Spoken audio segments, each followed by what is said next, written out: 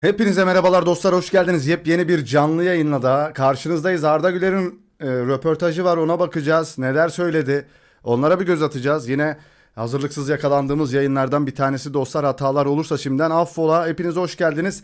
Gününüz nasıl geçiyor? Şimdiden de bayramınız kutlu olsun arkadaşlar. Büyüklerimizin ellerinden öpüyoruz, küçüklerimizin de gözlerinden öpüyoruz. Hoş geldiniz, hoş geldiniz, hoş geldiniz. Umarım gününüz güzel geçmiştir arkadaşlar. Şöyle hemen haberlere bir göz atalım, biz de girelim. Arda Güler Instagram'dan paylaşım yaptı. Nerede çalışıyor? Bodrum Futbol Kulübü. FK'nın stadında yine çalışmalarını sürdürüyor. Geçen sezon da aynısını yapmıştı. Ee, Bu sahayı seviyor. Yani Bodrum'da hem tatili hem de yine top oynamaya da devam ediyor. Evet, şöyle bir vuruşta şöyle bir milli takım golü gelir mi? Umarım gelir arkadaşlar. Özledik onu da. Evet, hoş geldiniz dostlar. Emir gelmiş ilk demiş, hoş geldin, hoş geldin. Hepiniz bir like atın abi. Like atalım, şöyle desteğe devam edelim lütfen. Bayram arefesinde bile yayın açıyoruz, buradayız. Kovalıyoruz her şeyi. Arda'nın röportajlarına geleceğim arkadaşlar. Bekliyorum şu herkes gelsin diye. Biz de şöyle diğer haberleri okumaya başlayalım. Bodrum'da bir dünya yıldızı. Antalya'ya gel Arda. Antalya'ya gelirsen çok sevinirim. Duyuyorsan sesimizi bir görüşelim ya. Vallahi geçen sene ilk önce Antalya'ya gelmişti sanırım. Burada bir oteldeydi ama o zamanlar tabii ki de oraya gidemedik. Yani şu an olmuş olsa gitmeye çalışırdım elimden geldiği kadar. Onu da vloglaştırırdım, hatta vlog da çekerdim. Arda'ya ulaşmaya çalışıyoruz diye. Öyle bir şey olursa görürüz zaten inşallah. Bakalım Antalya'ya da böyle denk gelirse gitmeye çalışırız yanına Arda'nın. Son dakika Juventus Kenan Yıldız'ın diz tendon iltihabı ve baldır sakatlığı sonrasında durumunu doğrudan takip edebilmesi için sağlık ekibinin birini Türkiye'deki antrenman kampına göndermeyi düşünüyor. Evet, Juventus sağlık ekibi milli takımımıza bir tane kendi doktorlarından birisini gönderecekmiş. Kenan Yıldız'ı takip etmesi için. Chatimizde bir durgunluk var. Ne oldu böyle? Aleykümselam Zugo, hoş geldin. Mustafa Selçuk Bey, hoş geldiniz. Hepiniz hoş geldiniz dostlar. Merhabalar. Herkes tabii bayrama gitti. Biz yine de yayınımızı yapalım buradaki dostlarla.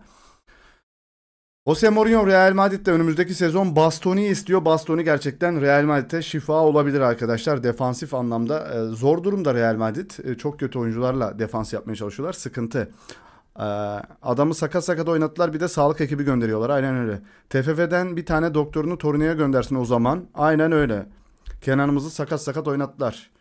Yusuf'um teşekkürler. Aleykümselam. Yalnız bırakmayız seni demiş. Eyvallah. Hayırlı bayramlar. Selamlar Özkan hocam, hoş geldiniz. Herkes unutanlar bir like'ı patlasın baba. Şöyle hemen birkaç haber okuyalım. Arda'nın uzunca röportajlarını almaya çalıştım. Bakalım. Umarım aynı haberleri almamışımdır. Soner Bey hoş geldiniz. Enrique Riquelme, Real Madrid'in başkan adayı biliyorsunuz. İnsanlar Tchouaméni ve Valverde'nin kavgalarının sorununun sızdırılması olduğunu söylüyordu. Yani sorun bu kavgayı sızdırılmak olduğunu zannediyor insanlar diyor. Ama sızıntının sorun olduğunu düşünmüyorum diyor. Sorun bunun normal olarak görülür hale geldiği bir noktaya varması. Sistemde bir yanlışlık var diyor. ABC haberi yapıyor arkadaşlar. Bu da Perez'in sürekli basın toplantısında laf attığı haber kanalı, haber sitesi ABC arkadaşlar. Bu kanalda bu haberi yapıyor. Yani sorun kavganın basına sızması değil. Bu kavganın normal görülüyor olması diyor. Doğru söylüyor. Aynı bizim gibi düşünüyor ya Enrique Riquelme bence. Vallahi bilmiyorum ama Perez de Ardacı yani. Perez'in Ardacı olması beni şey yapıyor, cezbediyor sadece. Onun dışında çok kötü bir başkanlık süreci bence. Perez'in şu anki sürdürdüğü başkanlık çok kötü. İnanılmaz kötü bir başkanlık. Evet, evet, röportaj ver bir abi TRT'ye, ona bakacağız, okuyacağız. Mbappe'yi falan övmüş, bakacağız yani. Arda övüyorsa biz de övelim o zaman. Ne yapalım? O Arda'mızın yanında olalım. Enrique Riquelme Vicente Del Bosque'ye Real Madrid yönetim kuruluna girmesi için teklifte bulundu. Abi bu adam, abi Ajda Pekkan mı abi? Bu adam çok yaşlı ya. Niye var bu hala? Hani yönetimde falan ne yapacak abi bu adam? Evet, Vinicius. Vinicius abi, şu adam zengin mesela. Aile biliyor musun? Evet, Rolex saatler ve havuzlu Range Rover'lı sanırım, böyle inanılmaz arabalı bir malikanesi Brezilya'dan. Son dakika Mourinho Real Madrid'in şu transferleri yapmasını istiyor. Bir iki tane stoper istiyorum diyor. Bir tane sağ bek. Demek ki Trent'ten Yok, Carvajal gittiği için yedeklemek istiyorlar Trent'i ama bence Trent Alexander-Arnold Real Madrid'i kaldırabilecek kalibrede bir sağ bek değil bence. Bana öyle gelmiyor. Liverpool'dayken çok iyiydi. Dumfries, evet, Dumfries haberini dün bu sabah videoda mı söylemiştik? Dün yayında mı söylemiştik hatırlamıyorum. Denzel Dumfries haberi var. Bir tane sağ bek, Fran Garcia ayrılırsa bir tane sol bek istiyor. Bir tane defansif orta saha, bir tane de kreatif orta saha istiyor. Arda gibi bir orta saha istiyor yani. 25 milyon serbest kalma bedeli mi var abi? Bodrum FK bile alsın o zaman Denzel Dumfries. Niye o kadar ucuz? Abi video olarak izlesene röportajı. Video olarak izlersek telif yeriz. Öyle bir YouTube öyle. Kick'te izliyorsak Kick'te birlikte izleyebilirdik. Evet, As gazetesinin haberi bu da dostlar. Şöyle gelelim. Marcelo'nun oğlu, Real Madrid'in sol beki vardı eski efsane. Marcelo'nun oğlu. Real Madrid'in Enzo Alves'i dün İspanya U17 için gol attı. Evet, Marcelo'nun oğlu gol attı. Forvet oyuncusu. Babası sol bekti, kendisi forvet. Evet, Abaddon ismi kullanıcıya cevap veriyorum. Atak yönü iyi ama adam defansa yürüyerek geliyor ki zaten defansif yönü de çok kötü. Hem yürüyerek geliyor hem de defansif yönü. Bu genç kim? Marcelo'nun oğlu hocam bu. Son dakika, Florentino Perez'in yarın açıklayacağı seçim kampanyası başkanlığı döneminde kulübün elde ettiği başarıları vurgulayacak. Seçim kampanyasında. Kulübün elde ettiği başarıları niye vurguluyorsun? Abi 2 yıldır kupan yok senin. Yeni teknik direktör Mourinho'yu açıklayacak. Büyük transferleri açıklamayacak. Çünkü Mbappe, Vini, Bellingham'ı hala takımın çekirdeği olarak görüyor. Evet, Bernabeu yenilenmesini ve gelir üretme kapasitesini savunacak. Kulüp mülkiyet modeli hakkında güncellemeler açıklayacak. UEFA ile barış anlaşmasından sonra Real Madrid'in Avrupa futbolundaki yeni liderlik pozisyonunu savunacak, Marca gazetesi yazmış. Jude Bellingham Vinicius Junior'ın evinde. Abi adamın bilgisayarına niye giriyorsun? Ya çok iyi fotoğraf gördüm. Abi zabıta teftişe başlamış. Ne izliyorsun? Nerelere giriyorsun? Hangi sitelerdesin? Bakıyor.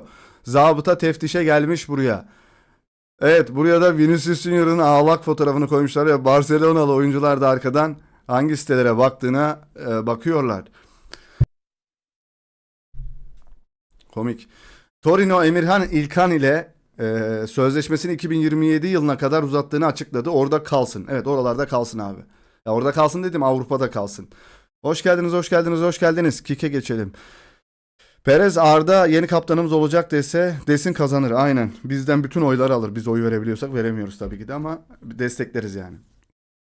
Tsubasa gibi resimler.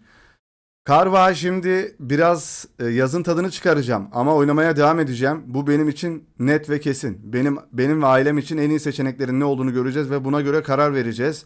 İspanya'da kalmayı mı tercih edersin yoksa Carvajal, bilmiyorum. Buna sakin sakin karar vereceğiz. Katar veya Komo'dan teklifler var mı? Bilmiyorum, gerçekten bilmiyorum. Şu anda tüm seçeneklere açığım ve bu konuda çalışıyoruz. Evet, tekliflere açığım diyor. Carvalho'yu ister misiniz takımınıza? Hangi takımı tutuyorsanız. Dean Huijsen İspanya milli takımı için Dünya Kupası.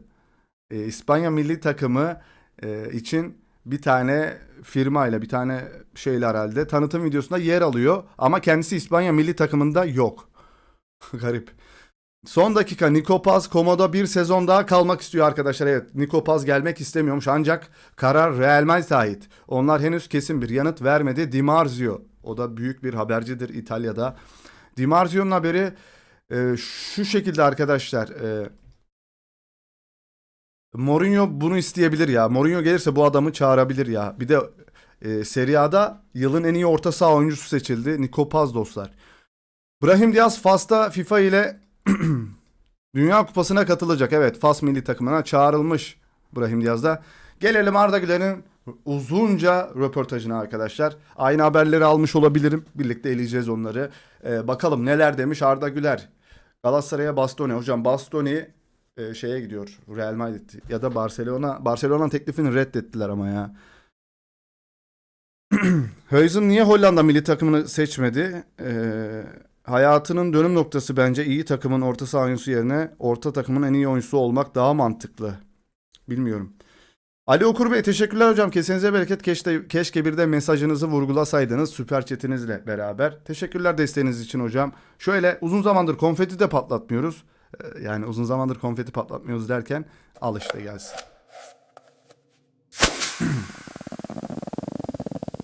Evet teşekkürler hocam. Kesinize bereket. Şöyle devam edelim. Arda Güler'in açıklaması. Arda Güler, Mbappe ile futbola bakış açımız çok benzer. Saha içinde özel bir kimyamız var. Saha dışında da gerçekten iyi bir insan diyor. Tabii arkadaşlar kötüleyemez ki Mbappe'yi. Normal çünkü takım arkadaşı bir de adam egoistin teki. Bir şey dese yani o bakışını atarsa Arda'nın kariyeri güme gider. Öyle bir adam çünkü Mbappe. Övmüş onu. Belki de gerçekten iyi bir insan bize öyle yansıyor. Diyeceğim de yok abi ya. Yani bunu Paris'ten ayrıldıktan sonra Paris'in ne kadar neşeli ve Paris'in ne kadar çiçeklerle dolu bir yer olduğunu gördük. Çiçek açtı Paris. 2 sezondur Şampiyonlar Ligi alıyor, finale çıkıyor, bütün kupaları süpürüyor. Mutlu bir aile ortamı. Buraya geldi 2 sezondur 0 kupa. Yani çok belli değil mi arkadaşlar? Bariz belli ortada bir sorun var yani bu adamın olduğu yerde. Ya da uğursuz bir adam. İyi bir futbolcu ama uğursuz diyeceğim ama Arda buna 12-13 asist yaptı ama 25 tane asistini de yedi belki Arda'nın. Abi Arda 42,5 olmuş Fermin'le fark. Yaklaşmış değil mi yani Arda? Arda bu nasıl açıklama? Yani Mbappe saha içinde çok egoist. Arda Mbappe olmadığında daha kolay gol atıyor. Evet. Daha çok şut vuruyor. Daha fazla deniyor. Abi ama şöyle bir şey var. Kötüleyemezsin ki Mbappe'yi. Takım arkadaşın gittiğinde yüzüne nasıl bakacaksın? Bu açıklamaların hepsi bakın arkadaşlar. Mesela Madrid sayfaları paylaşıyor bunu. Ben TRT Spor'dan almadım bunu mesela. Madrid sayfaları paylaşmış. Yaklaşmış arkadaşlar ben elimden geleni yaptım. Ben dün gece uykusuz kaldım Arda Güler. Yılın golünde zaten büyük ihtimal alır diye düşünüyorum. Belli olmaz ama oraya. Çünkü %70'ini La Liga belirleyecek. Biz %30'unu biz belirliyoruz. Taraftarlar belirliyor. 30'una biz karar veriyoruz. %70'i La Liga'ya ait. Golü büyük ihtimalle Arda'ya verirler. Ama Fermin'in de biz %30'lu kısmı biz tamam Arda'yı kazandırdık ama %70'i belki İspanyol olduğu için Fermin'e de verebilirler bilmiyorum. Ben uykusuz kaldım o haberleri yapmak için. Gerçekten 2 tane shorts yaptım hatta kanalımıza attığımız uzun videonun editini Doğuş diye bir arkadaşım var. O yaptı. Videonun kapağını Mücahit yaptı. Yani 3 kişi falan çalıştık. Ben de uykusuz kaldım. Zor bir gündü. Arda ödül kazansın diye. Arda bu arada Bodrum'da keyfine bakarken biz bunlarla uğraşıyorduk. Arda'ya da selamlar. Uğraşıyoruz burada kardeşim. Ben daha oy veremedim. Hocam neden veremedin? Hemen yardımcı olalım Mustafa Bey'e. Chat'te Allah razı olsun abi biz senden razıyız. Eyvallah Yusuf'um. Arda kazanırsa sana bir Real Madrid bileti yollasın abi. Vallahi biz ayın oyuncusu ödülünü de bizim kazandırdığımızda ya bir kazandırdığımız değil de bizim çok büyük etkimiz olduğunu düşünüyorum ben. Ayın oyuncusu ödülünü aldı. Son ayın oyuncusu ödülünü. Çok büyük. Hatta bazı arkadaşlar aramızda kalsın. Bot bastırdık. Gmail ile bağlanın oy verin. Çok kolay. Evet. Gmail hesabınızı bağlıyorsunuz ya da Facebook hesabınızı ileri diyorsunuz ve Arda Güler'e oy veriyorsunuz. Bunu daha fazla yani 10 tane hesabınız varsa mail hesabınız varsa 10 kez de oy kullanabiliyorsunuz. Çok basit arkadaşlar. Ya bende 5 tane mail hesabım vardı. 5'inden de oy attım mesela. Google güvenlik sorgulamasını geçemedim teknik bir hatadan ama hallederim inşallah. Valla bir tane normal bir mail açsan da ondan bile oy kullanabilirsin. Bir oy bir oydur arkadaşlar. Sandıkları terk etmeyelim. Evet devam edelim Arda'nın açıklamalarıyla. Ayakkabı olan değil mi? Ayakkabı. Xabi Alonso Bayern Münih maçından sonra bana bir mesaj gönderdi ve benimle çok gurur duyduğunu söyledi. Mesajı okurken çok mutlu hissettim. Arkadaşlar düşünsenize Şampiyonlar Ligi maçında ilk golünüzü atıyorsunuz. İlk 2 golünüzü atıyorsunuz. Xabi Alonso'dan telefon geliyor. Yani böyle Hakkı Bulut aramıyor. Ya Hakkı Bulut örneğini vermeyelim de. İşte Ahmet amca, Mehmet dayı aramıyor. Xabi Alonso arıyor. Kardeşim tebrik ediyorum falan diyor. Güzel şey. Oğlum düşsenize ya. Futbolun efsanelerinden falan bu adam yani. Garip. Ve dünyanın en iyi takımında oynuyor. Ama takım arkadaşları o kadar iyi olmasa da isim olarak baktığımızda Real Madrid. Uyanıyorsun düşsene bak uyanıyorsun Real Madrid'desin. Her sabah uyanında Real Madrid'desin. Fenasal. Evet, Luka Modric inanılmaz bir oyuncu diyor Arda Güler. Onunla oynamış olmak için inanılmaz derecede şanslı hissediyorum. Onunla futbol hakkında konuşmuş olmak ve ondan bir şeyler öğrenmiş olmak için diyor çok şanslı hissediyorum kendimi diyor. Gerçekten de öyle. Luka Modric kariyerinin %90 yani 80'ini Real Madrid'de geçirdi adam. Kaptanlık bandını taktı. Yıllarca 10 numara forma 10 numaralı formayı terletti. O forma Arda'ya geçecekti ama araya bir tane kaplumbağa girdi maalesef. Her hafta sonu 2 milyon euro para yatıyor hesabına, düşünsene. Oralara girersek evet. Ya abi evet ya, ama bunu başarabilmek, çok güzel bir söz söylemiş Arda, bak röportajında, oraya geleceğim. Bunu ya neyse sürprizi kalsın o. Gerçekten o kelimeyle çok uyumlu arkadaşlar. Bunu hepimiz hayal edebiliriz. Hepimiz hayal ederiz. İyi ama Arda'yı son zamanlarda çok yedek bıraktı. Sonrasında kovuldu da. Evet, o da işte lobiye yenik düştü. Ben de o yüzden mesela son dönemi için Alonso'yu sevemiyorum. Xabi Alonso ile harika bir ilişkim vardı. Onun bana anahtarları verdiğini hissettim. Ki bu tam da aradığım şeydi. Arda'nın tam istediği Real Madrid'de bakın neymiş arkadaşlar. Anahtarların bana teslim edilmesi. Orta sahanın anahtarlarının bana teslim edilmesi. Alonso da bunu yaptı diyor. Bunu hissettim diyor mesela. Tam da aradığım şeydi diyor. Arda Güler'imiz, evet, Bodrum'daki, sanırım Bodrum'da yaptılar bu röportajı. Arda'nın da neler istediğini biliyoruz. Hani nelerden hoşlandığını da buradan anlıyoruz arkadaşlar. Orta sahanın hakimi olmak istiyor. Kendisi oyunu yönetmek istiyor. Abi 21 yaşında ya. Maşallah. Vallahi maşallah. Abi bak, ayağınız titrer. Ayağınız titrer bak. Bak, antrenman tesisine, sahasına girin. Top sektirin, sektiremezsiniz. Bak ben freestyle hareketleri yapıyorum futbolda. Belki hiçbirini yapamam o sahaya çıksam mesela. O antrenman tesisine. Röportaj İspanya'da yapıldı. Okey. Popüler'e hoş geldin. Merhabalar. Arda Güler bazı şeylere takıntılıyım diyor. Nelere takıntılı? Biri benden topu aldığında buna gerçekten takılıp kalıyorum diyor. 2 gol attığım Bayern maçında e, karşı karşıya düello kaybettim. 2-3 gün boyunca aklımda kaldı diyor. O isimler de şeymiş, işte Pavlovic'le falan ikili omuz omuza girmiş, kaybetmiş. Onu bir takıntı haline getirmiş. Sürekli izledim ve kendime kızdım. Kendime dedim ki e, o mücadeleyi kazanmalıydım diyor. Ya böyle şeyleri kendisine takıntı ediniyormuş abi Arda. Şeyde muhabir de şey diyor zaten. Belki de senin başarılı olmanın sebebi de bu diyor. Hani takıntı haline getirmek diyor. Doğru. Evet, bir şeyleri takıntı haline de getirmek lazım. Faydalı bir şekilde ama kötü halde yaparsan o zaten işte ne olur? Kırmızı kart yersin, şey olursun. Adam onu nasıl, işte ikili mücadeleyi nasıl kazanabilirim? Ya bu tamamen fizikle de değil arkadaşlar. Tekniğinizle de ikili mücadeleyi kazanabilirsiniz. Mesela bir adama çalım atmak için adamı topla geçmenize gerek yok. Pası arkadaşına atarsın, kafanı kullanırsın. Koşu yaparsın, arkadaşın önüne atar mesela. O da bir çalımdır. Arda da zaten bu şeyleri, diğer şeyleri, seçenekleri düşünüyor. Bir daha olsa, hani bir daha denk gelsek neler yapabilirim diyor. Takıntı değil, ders alması lazım. Evet, tam da bu lafı diyordum arkadaşlar. Çok güzel bir laf. Arda Güler yazsam çizsem Allah belki de böyle nasip etmezdi. Şeyden bahsediyor. İşte her gün uyanıyorum Real Madrid, ulan Barcelona futbolcusuyum diyecekti. Real Madrid futbolcusu oluyor. Hani ben 18 yaşına geleceğim. Fenerbahçe'de 10 numarayı alacağım. İşte 17 yaşında, 16 yaşında formayı alacağım. Alex'in formasını teslim alacağım. Oradan Real Madrid beni izleyecek. Hani ben bunu dilek defteri düşün. Kağıda yazıyorsun. Ben Fenerbahçe'nin 10 numarası olacağım. Oradan Real Madrid beni isteyecek. Amin yazacaksın mesela. Belki de olmaz bu yani. Anladınız mı? Onu diyor. Yazsam çizsem diyor. Belki de böyle nasip etmezdi diyor Allah diyor. Evet, güzel bir kariyer. Umarım güzel gider, sakatlıkları olmadan gider ya. Valla şuna bakın abi, bak şuradan bak. Ya şu çocuğa git sor. Baksana abi, ayakkabında diş bile yok belki yani. Halı sahayla mı gelmiş? Abi şurada kramponda diş yok belki. Top taşıyor çocuk. Gençler Birliği altyapısında Ankara'da oynuyor. Ankara'nın o sisli böyle çökmüş havasında böyle oynuyor. Buradan İspanya, Real Madrid'e gidiyor. Garip bir şey. Yazsa çizse olmaz harbiden. Çünkü herkes yazıp çizer. Ya hepimizin hayalidir arkadaşlar. Gideyim Şampiyonlar Ligi'nde oynayayım, büyük takımda oynayayım. Orada rekorlar kırayım. La Liga'nın düşsene. Kaç yıldır var La Liga dünya tarihinde? Bayağıdır vardır değil mi? Ya 21 yaşındasın, gidiyorsun ve en uzaktan atılan golü atıyorsun. O ligin komple. Ya hangi oyuncu? Messi'ler, Ronaldo'lar, Ronaldinho'lar, inanılmaz topçular oynamış ve en uzaktan atılan golü falan atıyorsun ya. Çok garip ya. Derin düşündüğün zaman garip. Taksi reklamı çıktı. Like atan elleriniz dert görmesin. Hadi arkadaşlar. Orhan Bey de like atmaya sizi davet ediyor arkadaşlar. Evet. Like'ları isteriz tabii ki de.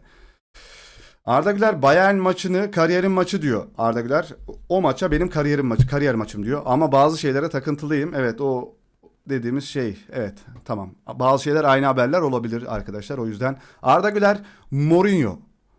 Euro'dan hemen sonra Fenerbahçe'nin başkanı ile kısa bir sohbetimiz oldu. Turnuvadan bahsettik ve birbirimize başarılar diledik.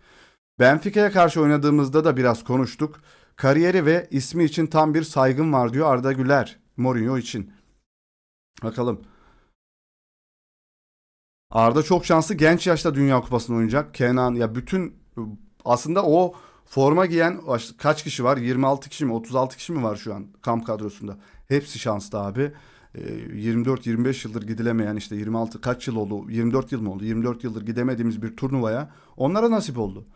Onlar başardı bunu bu arada. Arda Güler, Florentino Perez bir keresinde takımın en iyi oyuncularından biri olduğumu söyledi. Bu beni gerçekten çok mutlu etti. Onu çok seviyorum diyor. Ya bir gün gelmiş yanına arkadaşlar, söylemiş yani bu şekilde. Sen takımın en iyi oyuncularından birisisin demiş Arda'ya. Ya dönüp şunu diyemedim mi Arda? Neden 60'ta çıkıyor diyemedim mi? Demez tabii ki de. Ama Perez'in Arda'cı olması da hoşuma gidiyor tabii ki de. Mourinho Arda'yı sevmiyor demiş Yiğitcan. Açıklamaları çok güzel. Fenerbahçe'deyken yapıyor bu açıklamaları. Real Madrid'e gelirse eğer, Perez başkanlığı alırsa ve Mourinho'yu açıklarsa, Mourinho da gelirse dediği sözler kalıyor, yazılar kalıyor, laflar kalıyor. Bakalım o sözlerin arkasında duracak mı? Arda Güler Bayern'e karşı kariyerimin maçını oynadım diyor. Gerçekten de öyleydi. Harbiden iyiydi o maçlarda. Ama en iyisi sensin kral demiştir. Arda mecburiyetten Mourinho'yu övüyor. Evet, gelebilir. Yani Arda var ya, belki içinde ne şeyler kopuyor ama bir şey söyleyemiyor. Arda Güler gelecekte antrenör olmak istiyorum diyor arkadaşlar. Çok da iyi bir antrenör olabilir gibi ya. Ama inanılmaz futbolcuların böyle çok zeki futbolcuların falan böyle çok iyi antrenör olduğu da kesin değil arkadaşlar. Mesela kim örnek verebiliriz? E, Kim şu an aklıma gelmedi de bir sürü. Mesela Alex'ten iyi bir hoca olmadı. Hacı'den hiç iyi bir antrenör olmadı mesela. Çok yani aslında Arda Güler gibi. Zidane çok iyi bir hoca ama. Zidane çok iyi hoca. Mesut Özil antrenörlük yapmadı ya. Yaptı mı? Yok. Mesela dediğim gibi Alex ve Hacı'nin teknik direktörlük kariyerleri çok kötü. Aykut Kocaman'ın antrenörlüğü iyiydi bir dönem ya. Nuri Şahin'in de antrenörlüğü iyiydi bence.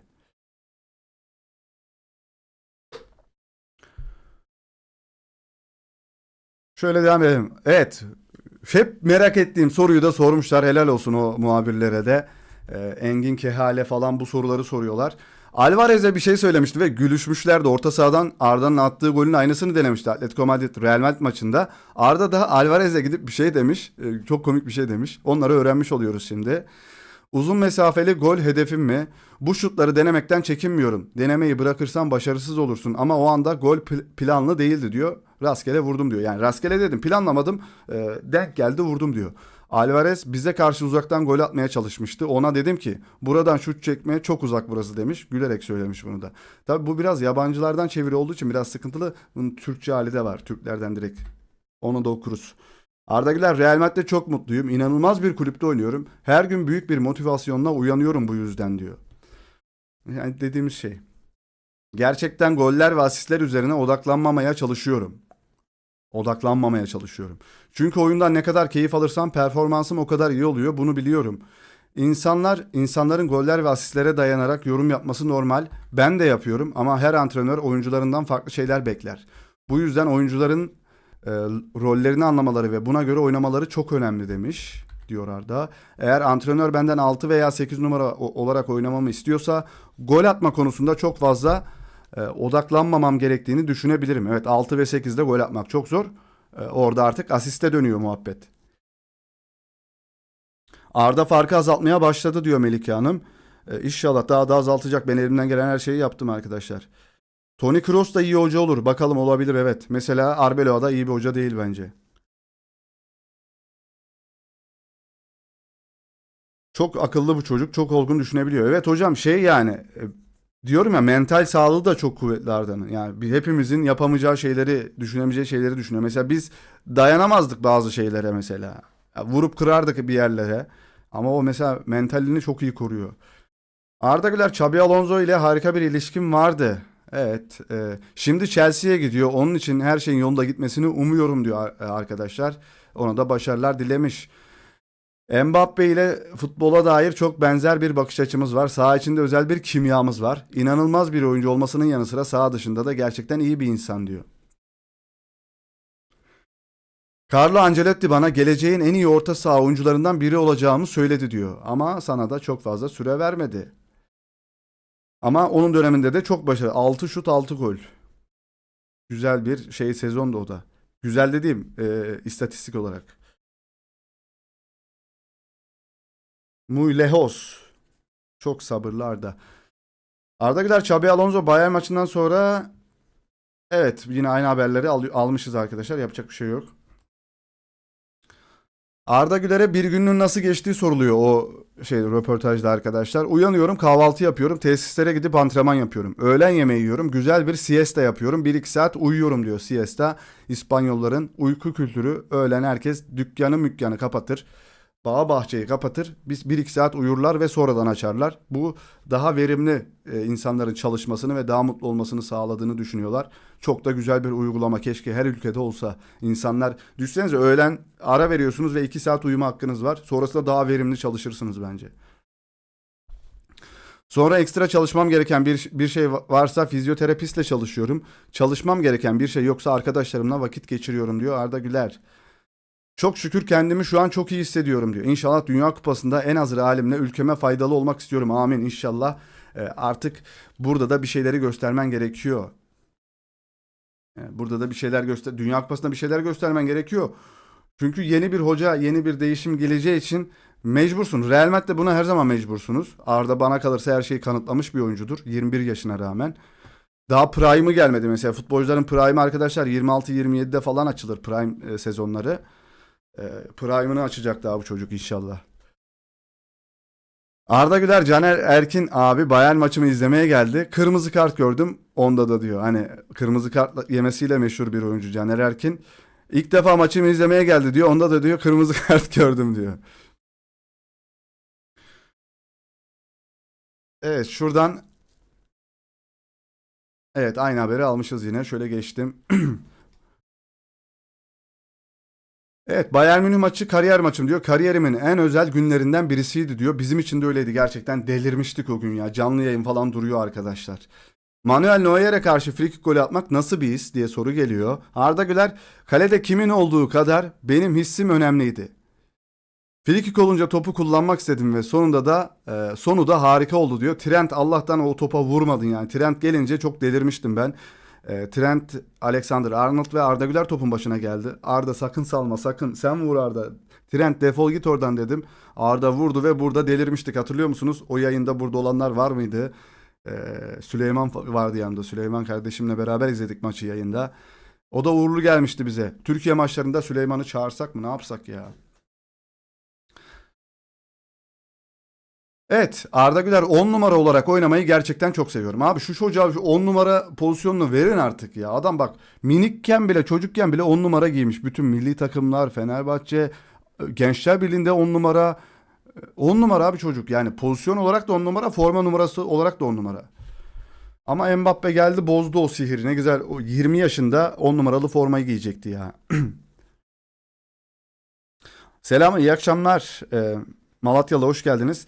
Arda Fermin'i yakalayacak. Oylamada dengeler değişecek gibi. Hocam %30'unu belirliyor oylar. %70'inde La Liga belirleyecek. Ama Arda bence daha çok hak etti. E, Lavaboya gittiğimizde az gol olmadı. Real Salih. Evet. Real her tuvalete gittiğimde gol attı. Doğru söylüyor Popüler. Öyle bir şeyimiz de vardı. Nedir? Totemimizde oluştu. Ben buradan kalktığım anda gol oluyordu arkadaşlar. Garip bir sezon geçirdik. Size bir de şeyi soracağım. Milli takım maçlarında yine bıyık kalsın mı arkadaşlar? Bıyık bırakalım mı? Dünya Kupası boyunca Türkiye'nin ilerleyeceği yere kadar bıyık bırakalım mı? Yine böyle bir şey yapalım mı arkadaşlar? Saçmalıklar. İyi yayınlar. Doğuş'um hoş geldin. Evet. İçimdeki çocuğu biliyorum. Alex'i izleyerek büyüyen Arda bir 10 numara. Diğer rollerde oynamaktan da keyif alsam da içimdeki 10 numarayı gerçekten seviyorum diyor. Evet ya abi çocuk yani nasıl bir dünyaya gelişse çocuk gerçekten tam 10 numara ya.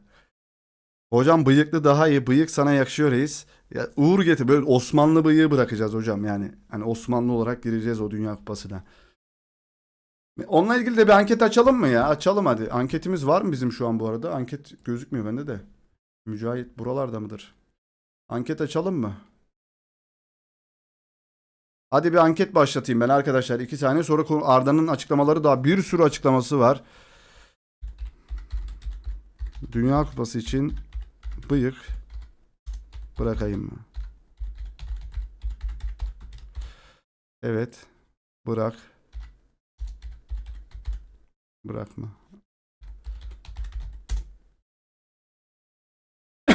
Evet şöyle devam edelim Arda'nın açıklamalarıyla arkadaşlar. Pala yine sahnelerde o zaman. Evet Pala'ya döneceğiz gibi. Bakalım sizler ne düşünüyorsunuz? Dünya Kupası'na kadar da odayı düzenlemeyi düşünüyorum arkadaşlar. Bir şeyler yapacağım oda içinde. Güzel bir değişim olacak. Süreyya Hanım'ın Real Madrid'de kupa kazanmamak baskı yaratır mı? Arda Güler Fenerbahçe'de her şeyi kazanmak isteyen bir kulüptü ve milli takımda da her zaman maçı kazanmaya çalışıyoruz. Real Madrid'in de aynı zihniyeti var. Bu yüzden bu duruma zaten alışığım diyor. Yani benim için yeni bir şey değil diyor. Ee, tabii ki de baskı var diyor. Ama Arda'da da bu baskıyı hiçbir zaman hissetmiyoruz arkadaşlar ya. Ya garip. Dünya Kupası'nda Arda'nın ilk golüne ne yapacaksın Salih? Ya bilmiyorum. Bıyıkları şey mi yapalım? Bir kırmızı burayı beyaz, burayı kırmızı mı yapalım? Kırmızı beyaz mı yapalım bıyıkları? Ne yapalım? Selamlar abi. Kaç yayındır katılamıyordum canlı yayınlara. Hoş geldiniz. Selamlar selamlar. Süreyya Hanım'ın muhteşem değil. Sakatlık hakkında soru geliyor. Şu anda kendimi çok iyi hissediyorum. Umarım Dünya Kupası'nda en iyi formumda gidebilir ve ülkem için faydalı olabilirim. Şu anda hiçbir sorunum kalmadı. Yani artık sorun yok mu? Yok abi kendimi çok iyi hissediyorum diyor. İnşallah da bir daha tekrarlanmasın. Sakalı keserken bıyığa dokunma. Evet, bıyık bırakacağız. Bakalım oylama ne diyor? Dünya Kupası için bıyık bırakayım mı? Sonradan izleyenler bu yayında yorumlar kısmına yazabilir. Bıyık bırak ya da bırakma diye bakalım. Bazıları çünkü sevmiyordu bıyıklı halimi. Ben de pek sevmiyorum ama belki uğur getirir. Yani yine tabii ki de böyle şeyler gerçek şeyler değil de uydurmaca şeyler işte. Biz de bundan keyif alıyoruz. Şöyle geldik. Ee, İrfan Can Eğribayat ve Arda Güler Bodrum'da tatilleri birleştirmişler. Orada İrfan Can'ın bebeleriyle. Bir fotoğraf arkadaşlar. Ailesiyle yine Arda, Ümit abi, Serap abla, Nurgül kardeşimiz ve onun arkadaşı da burada. Arda Güler Fenerbahçe'de Jesus döneminde sağ kanatta oynadım. Ancelotti döneminde de öyle devam etti. Çünkü merkez çok kalabalık sayısal olarak. Xabi Alonso gelmeden önce beni merkezde oynatacağını anlattı. Buna çok sevindim. Çünkü hayatım o mevkide geçti. Arda kanatlarda oynamayı sevmiyormuş, içeride oynamayı seviyormuş yani. Bu rol tam olarak aradığım şeydi. Hızlıca adapte oldum diyor. Evet, Arda'da zaten patlayıcı bir güç özelliği çok fazla bulunmadığı için yani bir Doku gibi değil. Ondan sonra bir Yamal gibi değil. Hani patlayıcı güçten bahsediyor. Mbappe gibi bir patlayıcı gücü yok. Due gibi, Kvara gibi bir patlayıcılığı olmadığı için içeride oynaması daha faydalı Arda'nın. İçeri rollerde yani 10 numara 8, 6'ya gelmesin ama 6'yı başkası yapsın. 8'e de razıyım ben ama 10 numara tam Ardalık. Ya Arda 10 numara için yaratılmış arkadaşlar. İyi akşamlar Salih kardeşim benim. Anlayamadığım Arda fanları niye bu yarışla ilgili bir şey yapmıyorlar? Ben fan sayfalarına ve bazı Madrid sayfalarına girip yazdım ama fanları gerçekten anlamıyorum. Yani fanlar ödülü kazandığı zaman paylaşırlar. Oya.com çaylak. Ödülü paylaştığı zaman konuşan çok fazla insan da oluyor. Biz ödülü kazandırmak için uğraşıyoruz. Ödülü kazandırmak için bir şeyler yapıyoruz. Yine de şurada bir alın teri akıyor sonuçta burada onları yaparken de. Ama kazandığı zaman böyle çıkıp konuşanlar bizden daha fazla da izleniyor. Büyük kanallardan bahsediyoruz. Ee, Onlar sanki evet siz övdünüz, siz konuştunuz da aldı gibisinden de yorumlar alıyorlardır. Oysa ki aşağıda neler oluyor, alt tabakada neler oluyor bilmiyorlar. Fan sayfaları da o ödülü alırsa ödülün fotoğrafını paylaşırlar. Evet, Alonso için de kendisini 8 ve 6 numara için söylediğinde mutlu olmuş Arda. Üstündeki Tsubasa forması mı? Vallahi bilmiyorum. We win yazıyor. Arkada 23 falan yazıyor şöyle. Evet, Sivakiki Sivakiki nokta Vaikiki Vaikiki Vaikiki vay vay. 3 sene önce mi aldım? 2 sene önce mi aldım? Arda Güler şu anda kendimi iyi hissediyorum. Dünya Kupası'na en hazır halimde sahada olacağım diyor arkadaşlar. Bazı oyuncular antrenman ve maçlar dışında özel hayatlarında futbola pek zaman ayırmaz ama sen öyle değilsin Arda diyor. Yani özel hayatlarında futbola pek vakit ayırmıyorlar. Sen özel hayatında da futbolla ilgileniyorsun. Hani maçı izliyorsun ya da işte spor yapıyorsun diyorlar. Kesinlikle dostum demiyor burada, abi diyor. Bunu farklı çevirmiş. Kesinlikle abi. Futbol beni çok mutlu ediyor. Oynamayı seviyorum, izlemeyi seviyorum. Onun hakkında konuşmayı seviyorum. Konsolda yani PlayStation oynamayı seviyorum. Futbol hayatımın gerçekten büyük bir kısmını kaplıyor, anlıyorsun. Bir top gördüğümde hemen oynuyorum. Arkadaşlarımla oynamayı gerçekten çok seviyorum. Oturma odasında yani evin bir yerinde her zaman bir top oluyor diyor. Sevdası abi adamın. O sevda, düşünsene, o sevdan senin hem gelir kaynağın hem hayatın hem mesleğin, çok güzel bir şey ya. Herkes sevdiği işi yapsın ya. Yapabilsin ya da. Amacım sahada başarılı bir performans sergilemek. Hangi pozisyonda olursa olsun kazanmak istiyorum diyor. Önümde ikinci bir top var mı? Onu kazanmak istiyorum. Bir sprint yarışımı var, onu kazanmak istiyorum. Bu yüzden her şeyi yapabilmek istiyorum. Kendim için kaçırmamalıyım. Eğer biri benden topu alırsa o şeylere takılıp kalıyorum. Bayern maçında Stanisic ve Laimer ile bir an var ki top onda kaldı. 2 gol attığım o maçtan sonra bu anı 2-3 gün unutamadım. Kendimden o kadar rahatsız oldum. Kendime sürekli şunu söylüyorum. Onu kazanmalıydım. Şunu söyleyebilirim ki bu şeylere gerçekten takıntılıyım diyor. Takıntı kısmının uzunca bir açıklamasıydı bu da. Mourinho'nun adı Real Madrid'le geçiyor. Onunla ilişkin nasıl?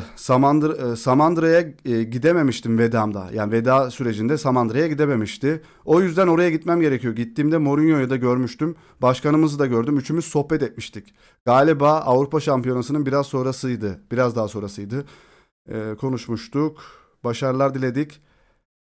Orada biraz konuştuk. Tabii ki kariyerine ve ismine çok büyük saygı duyuyorum diyor. Çünkü bu benzer kısımları okuduğumuz için oralara atladım arkadaşlar. Ama mesela şu bazı kısımları da yoktu az önce okuduğumuz röportaj şeyinde, haberinde. Abi Dünya Kupası için Ronaldo Nazario saçı yapsana. Aldığı asgari ücreti de sorsalardı keşke. Dostum ne alaka, Arda ile konuşmaz.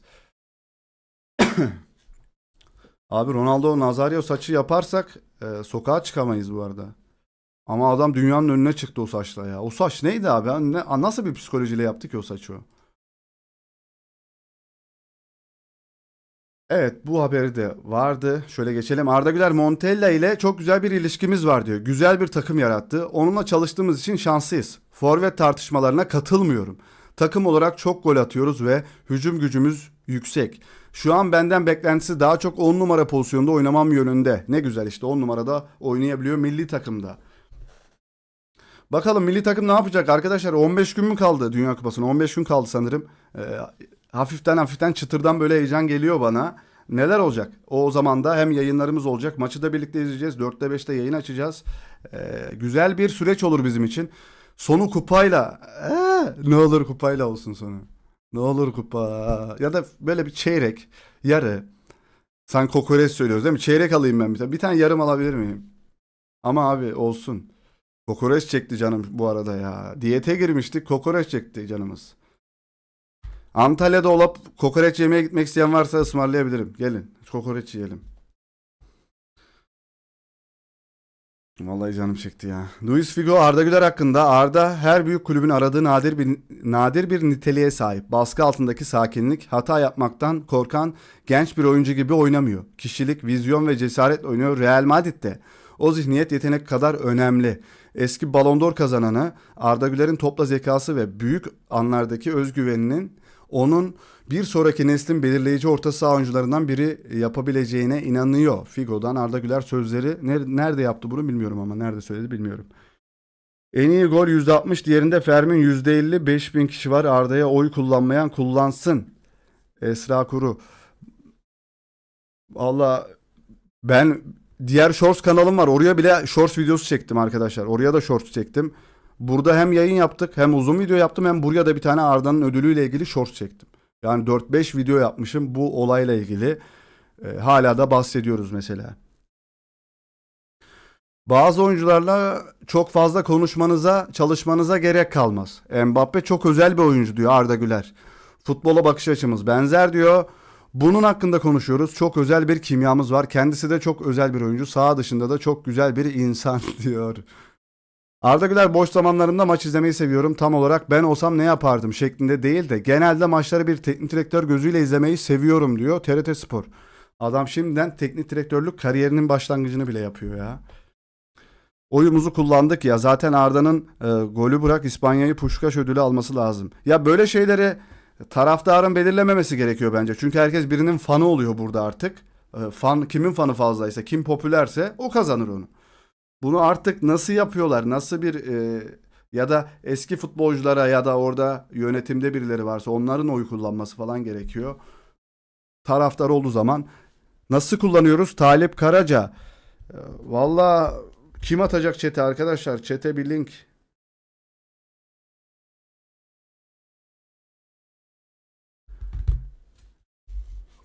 Doğuşum, senin yayın geriden geliyor. Sen onu biraz ileriye alman gerekir.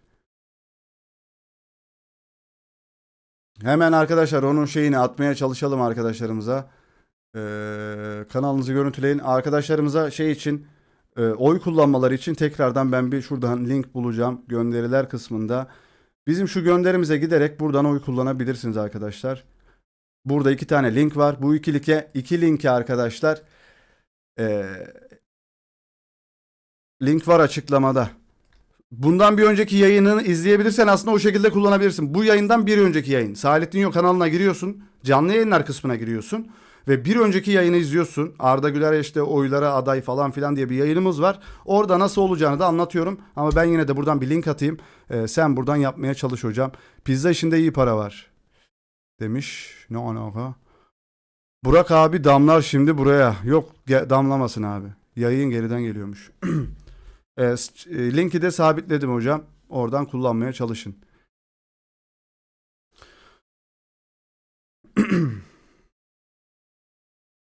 Arda Güler. Montella çok güzel bir milli takım oluşturdu. Benden beklentisi 10 numara oynamam diyor.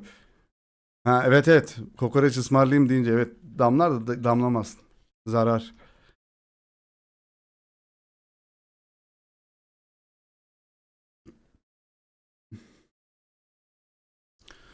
Arda Güler, Real Madrid'de çok mutluyum. Ailemle, arkadaşlarımla yaşıyorum.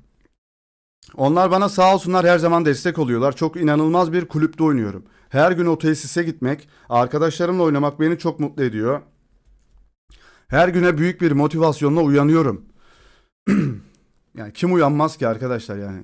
Aksini düşünen zaten garip bir şey. e, Aksini düşünen kanımızı dondurur.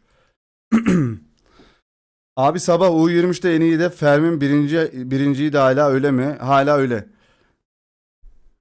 Okuyacağım mı diye merak ettim de ondan öyle yazdım. Neyi hocam? Pizza işin. Okuyorum valla. Ben chat'e ne yazılırsa okumaya çalışıyorum ya. Galatasaray ve Fenerbahçe Rafael Leao'nun durumunu yakından takip ediyor. Oyuncu Milan'dan ayrılacak. Galatasaray Leao'ya yıllık net 10 milyon euro maaş teklif etmek için hazır. Bu da Icardi'nin eski maaşı. La Gazzetta dello Sport'un haberi. 207 izleyen var, 115 beğeni diyor. Oya Konçaylak valla. Arda'ya oy kullanmayanlar bize de like atmıyor herhalde. Tottenham Robertson ile anlaşmaya vardı. Fabrizio Romano Liverpool'lu oyuncuyla anlaşmaya varmış. Tottenham. Arkadaşlar artık transfer haberleri videolarına da başlayacağım. Tüm Avrupa'dan ve dünyadan transfer haberleri videosu serisi gelecek. Bu seriye de destek olursanız seviniriz. Hem bunu yapacağız, hem Real Madrid, hem Kenan Yıldız, hem Arda Güler, hem Dünya Kupası, yoğun bir süreç başlıyor. Yasuo Hakimi 2026 Dünya Kupası'nda şunlar hakkında şunları söylüyor. Türkiye ve Almanya arasında bir yarı final konusunda anlaşalım diyor. Gelin lan, gelin anlaşalım hadi. Bir YouTuber'la sanırım röportaj yapıyorlar arabanın içerisinde. Bir tane daha söylemi var Türkiye ile ilgili. Onu da söyleyeceğim birazdan. Özel, Enrique Riquelme'nin bahsettiği süper yıldızlardan biri Kai Havertz. Bu mu süper yıldız? Yani kanım dondu. Bu mu gerçekten ya? Fermin'le az fark kalmış. Hull City için de heyecanlanıyorum. Hull City haberi de yaptık hocam. Shorts kanalımız var. Shorts kanalıma videosunu da yaptım. Ben yapıyorum, siz görmüyorsunuz. Ey yavrum ey. Salih neler neler konuşuyor. Shorts kanalımızı bilmeyen var mı? Link bu yayının da açıklama kısmında varmış arkadaşlar. Açıklama kısmında nasıl oy kullanacağını, nereden oy kullanacağını linki var. Kaya Havertz iyidir kardeşim. En azından forvet oynuyor. Real Madrid'de forvet oynayan bir sürü oyuncu var zaten. Yani tamam şöyle diyeyim ben sana. Kaya Havertz mi Haaland mı o zaman? Evet, Zabıta Bellingham hoş geldin. Hani Jurgen Klopp ve Haaland'tı. Değil gibi, bilmiyorum. Veli Yiğit, Muhammed Salah gelirse Süper Lig tarihinin gelmiş geçmiş en iyi futbolcusu olur mu? Olmaz abi. Roberto Carlos'u oraya ben bir yazarım. Anelka'yı yazarım. Schneider'i yazarım. Drogba'yı yazarım. Kariyer olarak, kupa sayısı olarak da yazarım yani. Roberto Carlos'u mesela geçemez kimse bence. Geçebilen var mı Roberto Carlos'u? Eto. Samuel Eto'yu unuttum, pardon. Samuel Eto arkadaşlar. Belki en fazlasıdır. Samuel Eto'dur belki. Eto mudur? Kabilenin büyücüsü. Hoş geldin hocam. O nasıl bir isim öyle? Haaland olsa Arda ortaya Haaland'ın ağzına atar. Ama Haaland'ın kafa vuruşu gollerini hatırlayan ya da bilen var mı? Arda'yı neden Haaland'a tutturdular? Haaland kafa toplarında iyi değildi ya, Haaland'ı tuttu Arda o Manchester City maçlarında. Beşiktaş 2022 2044'üm ben. 2044'üm ben. Hocam ismini niye öyle yaptın? Korktum. Kafa zayıf, evet.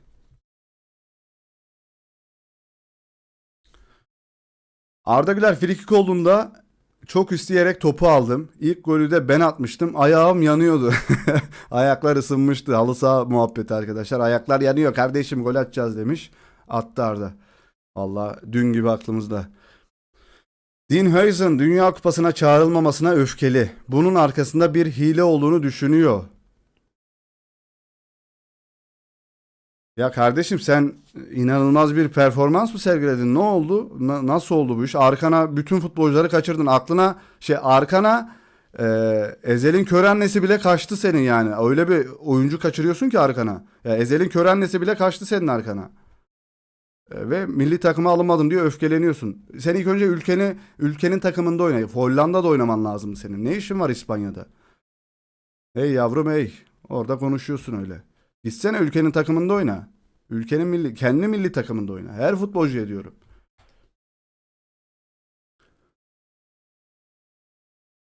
Babaannem derdi ki kısalar çakmak olur, uzunlar ahmak. Hocam bir boy 1.86 bizim de ya. Hollanda'nın Mesut Özil'i diyor. Kvaratskhelia hoş geldin. Harrison Çilgay diye kepaze oldu tüm dünyaya. Diye kepaze oldu, evet. Çilgay. Real'de Lewandowski oynar mı?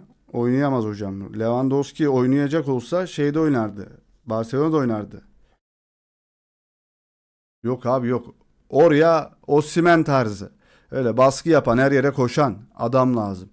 Evet, Yasuo Kimi Türkiye'nin 24 yıl sonra yeniden Dünya Kupası'na katıldığını öğrenince kısa süreli bir şok yaşadı arkadaşlar. 24 yıl mı diyor adam.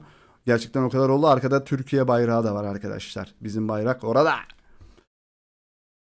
Atletico Madrid, Mark Pubil için 500 milyon euro serbest kalma bedeli koymuş. Bu sezon Madrid için 36 maçta forma giydi.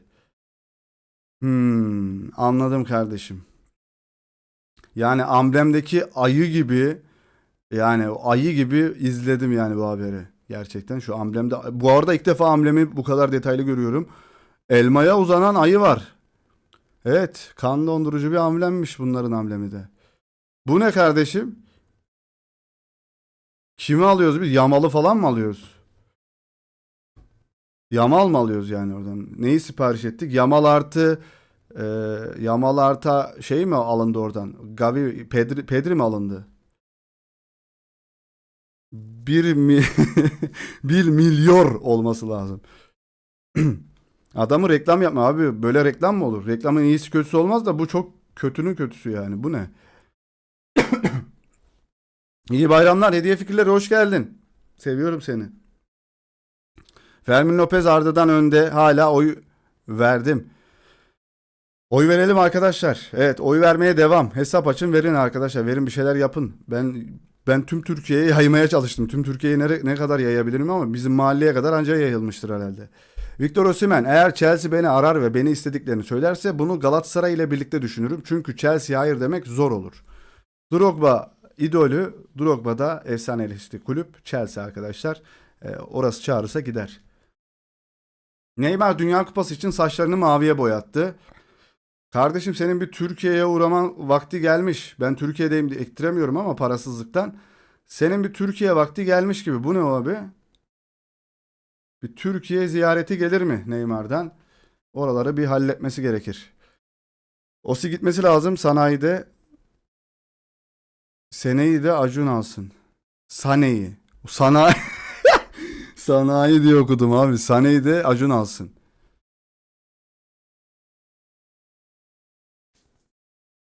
Geleceğimden daha açık. Ya benim de açık da ama sen Neymar'sın ya, ektirebilirsin. Evet, Serie A'da en fazla dribbling yapan oyuncu Kenan Yıldız oluyor sezonun tamamında dostlar. 153 dribbling ile. Selemakers 121, Palestra 118, Dodo 114, Atta 13, Conceição 111, Rodriguez 110, Nikopaz 105, Sole 98. Sule. Ruhumuz fakir vallahi, ben de sanayi Sen niye benim mesajlarımı hep yanlış okuyorsun bakayım? Özür diliyorum Yusuf Bey. Evet, başka haberler var mıdır, şöyle bakalım. Evet, rakibimiz Amerika'nın Dünya Kupası kadrosu açıklandı arkadaşlar. McTominay'i görüyorum orada. Kimleri görüyoruz baba? Bunlar kim abi? Şimdi gel bunları bil ya işte. M. Freeze, Turner, Brady, kaleciler, Richards, Kristin Palace oynuyor. Riem, eh, Mackenzie, Trusty, Robinson, Fulham'da oynuyormuş Robinson. Dest, PSV'de oynuyor, PSV'de oynuyor. Freeman, Villarreal'de oynuyor. Scully, Gladbach'ta oynuyor. Oğlum bunlar kim ya? Arif Stein, Columbus Crew, Robinson. Abi bunlar kim? Adams, Bournemouth'ta oynuyor. McKennie, Juventus'ta Kenan'ın takım arkadaşı. Çok kötü isimler var burada ya. Pulisic var bak, Milan'dan. Evet, Pulisic. Vea, Marsilya. Tillman, Leverkusen. Reyna ne oğlum ya? Valorant mı oynuyoruz? Falan filan arkadaşlar. Yani tanıdığımız 2-3 tane oyuncu var yani. Çok kötü. Salih. You are from. No from. O Dest mi acaba? O dediğimiz Dest o Dest mi arkadaşlar? Dest'i S.Dest. O Dest değil herhalde ya. Sen ya, kabul edildi.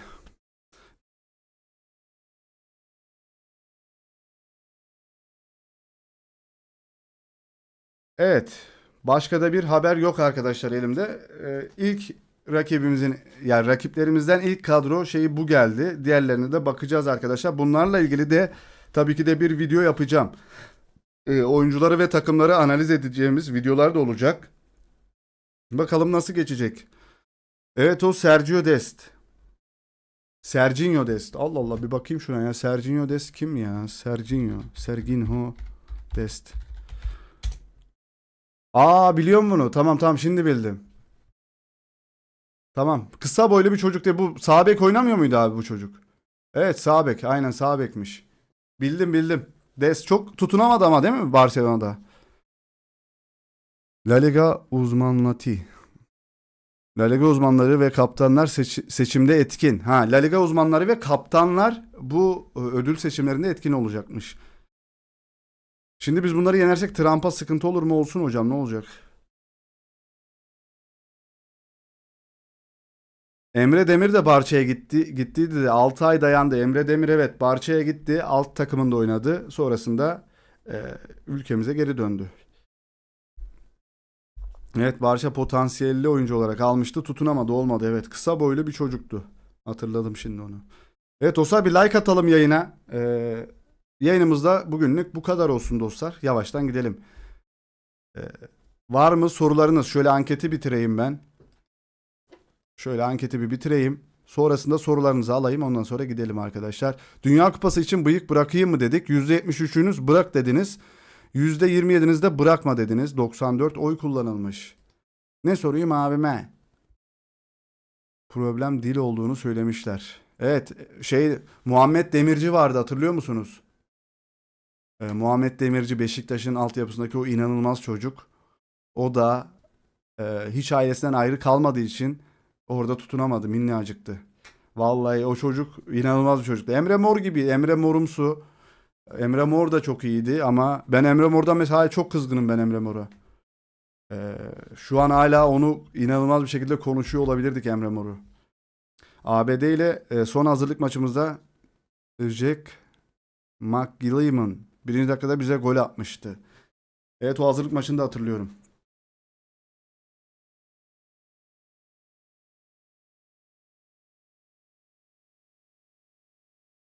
Evet dostlar, o zaman yayınımız bugünlük bu kadar olsun. ABD zor olacak. Hepsi bir yana. Emre Mor nasıl bir adamsın sen? O yeteneği nasıl çöp ettin? Evet, aynen öyle. Sakal bırakmayacağız, bıyık. Arda'nın röportajıyla ilgili yayındı zaten bu İBGSM. Baştan açıp izlersen söylediği her şeyi yorumladık Arda'nın röportajıyla alakalı. Emre Mor'un sorunu neyse hala anlamadım. Abi ayrı büyümüş, yani annesi babası ayrı, yokluk içinde büyümüş, parayı görünce değişti. Yani bir insanı anlamak için parayı göstermek gerekiyor adama. Parayı görüp değişiyorsa o adam zaten oranın adamı olur her zaman. İçindeki adam odur. Geç kaldım abi, ben de onu izliyordum. Tamam, İBGSM sonuna kadar izle, güzel şeylerden bahsettik. Yorumladık Arda'nın söylediği şeyleri, Mbappe'yi övmüş. Yoksa yetenek olarak Messi'ye ya Messi lan, direkt Messi'ydi abi. Ya direkt Messi'ydi. Sadece son bitiriş olarak Messi inanılmaz bir adam. Çalım olarak, tarz olarak aynısıydı ya. Ben kafayı yedim bak. Antalya'daki maç, milli maç, Antalya'daydı maç. Ben de Antalya'da yaşıyorum. İnanılmazdı abi. Dedim çok güzel konuştu ya. Şahane oyuncu abi. Net en iyi futbolcu Arda. Dribbling olarak Messi'ye en yakın oyuncuydu. Kesinlikle ya. Abi o kadar rahat geçemezsin. Harbi iyi tavsiye aklımda. Yanımdakileri denemek için para kullanır. Sağ ol Salih. Selamlar, iyi yayınlar Salih. Erdem Bey hoş geldiniz. Biz de yavaştan kaçıyoruz. Sizi yeni gelenler yayını başa sarıp izlesin lütfen. Arda Güler oylamaları kazanacak. Bunu hissediyorum. Ömür Bey inşallah inşallah. İnşallah kazanacak. Oy vermek için de linki buraya sabitledim arkadaşlar. Ben bugün Shorts videosu attım bir tane. Bu kanala arkadaşlar Shorts videosuna gidip izleyip bir like, bir yorum atın ki Shorts videosu çok fazla yayılıyor böyle. Çok fazla izleniyor bir anda. Daha çok insana ulaştırıp oylarda etkimizi yine sunabiliriz. Kick var mı Salih? Kick olmasın ya arkadaşlar. Kick çağırıyoruz, kimse gelmiyor zaten. Her dripling muhakkak bir yerde pas vermeli, cıvıtıyorlar. İşte zaten onu yapamıyordu. Mesela Emre Mor'un en büyük hatalarından birisi de o. Son karar verme mekanizması geliştirilmesi gerekiyordu. Ama o da gelişecekti. Çok bir şey değil arkadaşlar. Onun içinden gelen oyun o zaten o. Topla vedalaşamıyor. Benim bile altyapıda şu an öğrencilerim var. Hepsi Ronaldo zannediyor kendisini. Abi şu topla iki kişiyi çalmadın, üçüncüsünde pasını at. Yok. Kaptırana kadar devam. Hepsi Vinicius Junior gibi çalım atıyor şimdi. Aynen, pas atmıyordu. Onları çözer diyordum ben. Yaşı çok gençti. Çözemedi. Vallahi minik minik Vinicius Junior'larla top oynuyoruz. Eğitmeye çalışıyoruz. Ezmeyin abi şu topu. Ezmeyin. Ver artık takım arkadaşına. Yok. Tamam hocam, ben şey yapacağım. Yok. Atmıyorlar yine. Pas yok. Dediğim gibi arkadaşlar, bugün video attık. Biraz az izlendi. Arda Güler'in oyları ile ilgili bir videoydu. Gidin abi, sonuna kadar izlerseniz YouTube önerecektir o videoyu. Sonuna kadar izlemek çok önemli. Videoları ve yayınları. Sonuna kadar izlemeden yaparsanız arkadaşlar, biz aslında iyilik yerine kötülük yapmış oluyorsunuz. YouTube önermiyor. Sonuna kadar izliyoruz. Like, yorum atıyoruz ki Arda Güler'in özellikle oy videoları, daha 5 gün var arkadaşlar. Oylamanın bitmesine 5 gün var. İyi bayramlar Hilal, hoş geldin. Shorts videosu yaptım bu kanala. Shorts videosu yaptım. Shorts kanalıma bir tane, 2 tane shorts'um var. Yayın var arkadaşlar. Bir tane de uzun video var. Ben elimden geleni yaptım oylama için. Destek olmak da size kalıyor. Belki shorts videosu önünüze düşmemiştir. Bu kanalın shorts videosu. Gidin izleyin, zaten 15-20 saniyelik video. Like atın. Yorumunuzu atın arkadaşlar. Ki video daha çok insanın önüne çıksın. Dilimizde tüy bitti bunları söyleye söyleye. Bunları söylediğim zaman hoşlanmıyorsunuz biliyorum ama söylemek zorundayız. Çünkü unutanlar oluyor. Ve bunların hepsi ücretsiz. Oh, patladım. Ben gidiyorum. Dortmund çözemediyse Emre Mor'u, gerisi zordu. Arda'ya sosyal medya hakkında soru sormadılar ya. İzlediğin kanallar var mı Carçurt değil mi? Sorulsaydı bizden bahsetmezdi bizden ya. Biz çünkü Real Madrid'de çok fazla giydiriyoruz arkadaşlar. Yani giydiriyoruz. Giydirmesek Arda bizim videomuzu paylaşırdı bile. Çok giydiriyorum ben. Çok giydirmesem bana Real Madrid bile sponsor olur bu arada arkadaşlar. Kanalım abonesi çoğalsa bana Türkiye'nin Real Madrid içerik üreticisi olabilirim. Ama çok fazla giydiriyorum Real Madrid'e. Ama doğru olanı söylüyorum arkadaşlar. Arda Dünya Kupası'nda bıyık bıraksın diyenler. Arda'nın bıyığı yok herhalde ya. Simitçi bıyığı gibi olur.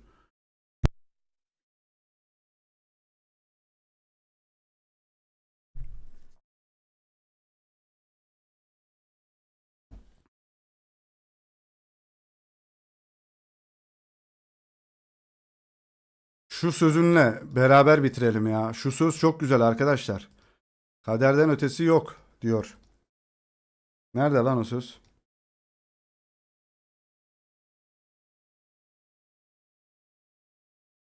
Bulacağım, dur. Bulmam gereken konular var. Bulamıyorum herhalde. Bulamayacağım.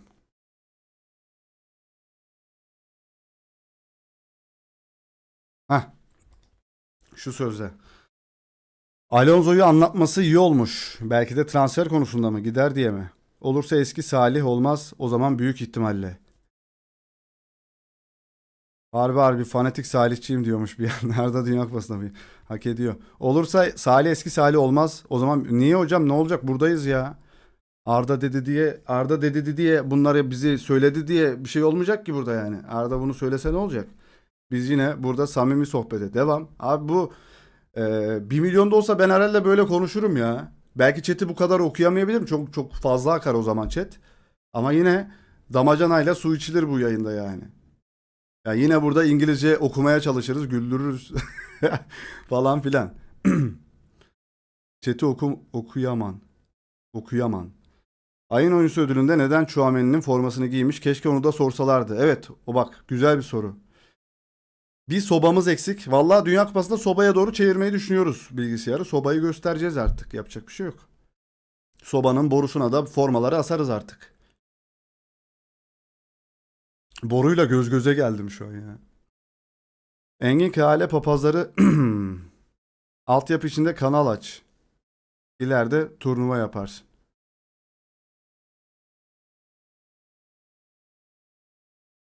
Anlamadım onu. Dur bakayım, bir haber geldi. Rejiden haber geldi. Chouameni'yi sormazlar abi. O dramalardan uzak duruyor Arda. Takım içi. Belki soralım mı sormayalım mı demişlerdir de ki zaten sorulmaz o sorular. Boru'ya da sormak lazım. O da istiyor mu? İstiyor musun? Dünya Kupası'nda gözükmek ister misin? Son dakika Real Madrid seçimleri 7 Haziran'da. Resmi olarak da oğlum bayağı varmış. O zaman bu transferler falan bayağı gecikir. Evet. Behzat Ç. Harun mu yoksa Perez mi? Behzat Ç. Harun. Ya bulacağım, durun arkadaşlar. Behzat Ç. Harun. Hemen sizlerin huzurunda fotoğrafı patlatıyorum. Behzat Ç. Harun'a aynısı ya. Bir saniye. Nerede lan bunun arama yeri? Behzat C. Harun. Aynısı ya. Yemin ediyorum aynısı.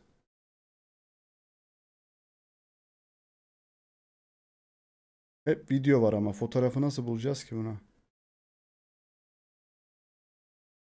Abi bu kadar benzeyemezsin ya Harun'a. Bak. Ama fotoğraflar çok kalitesiz. Yemin ediyorum aynısı ya. Bak yemin ediyorum size. Bir saniye.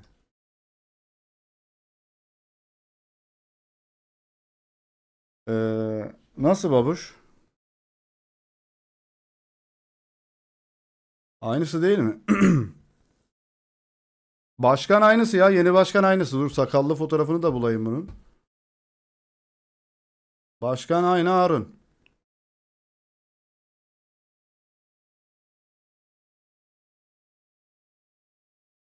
Yağan yağmurlar bizi Yok sakallı fotoğrafı yok. Neyse kalsın. Aynısı abi. Behzatçı'ya Harun geliyor Real Madrid'e.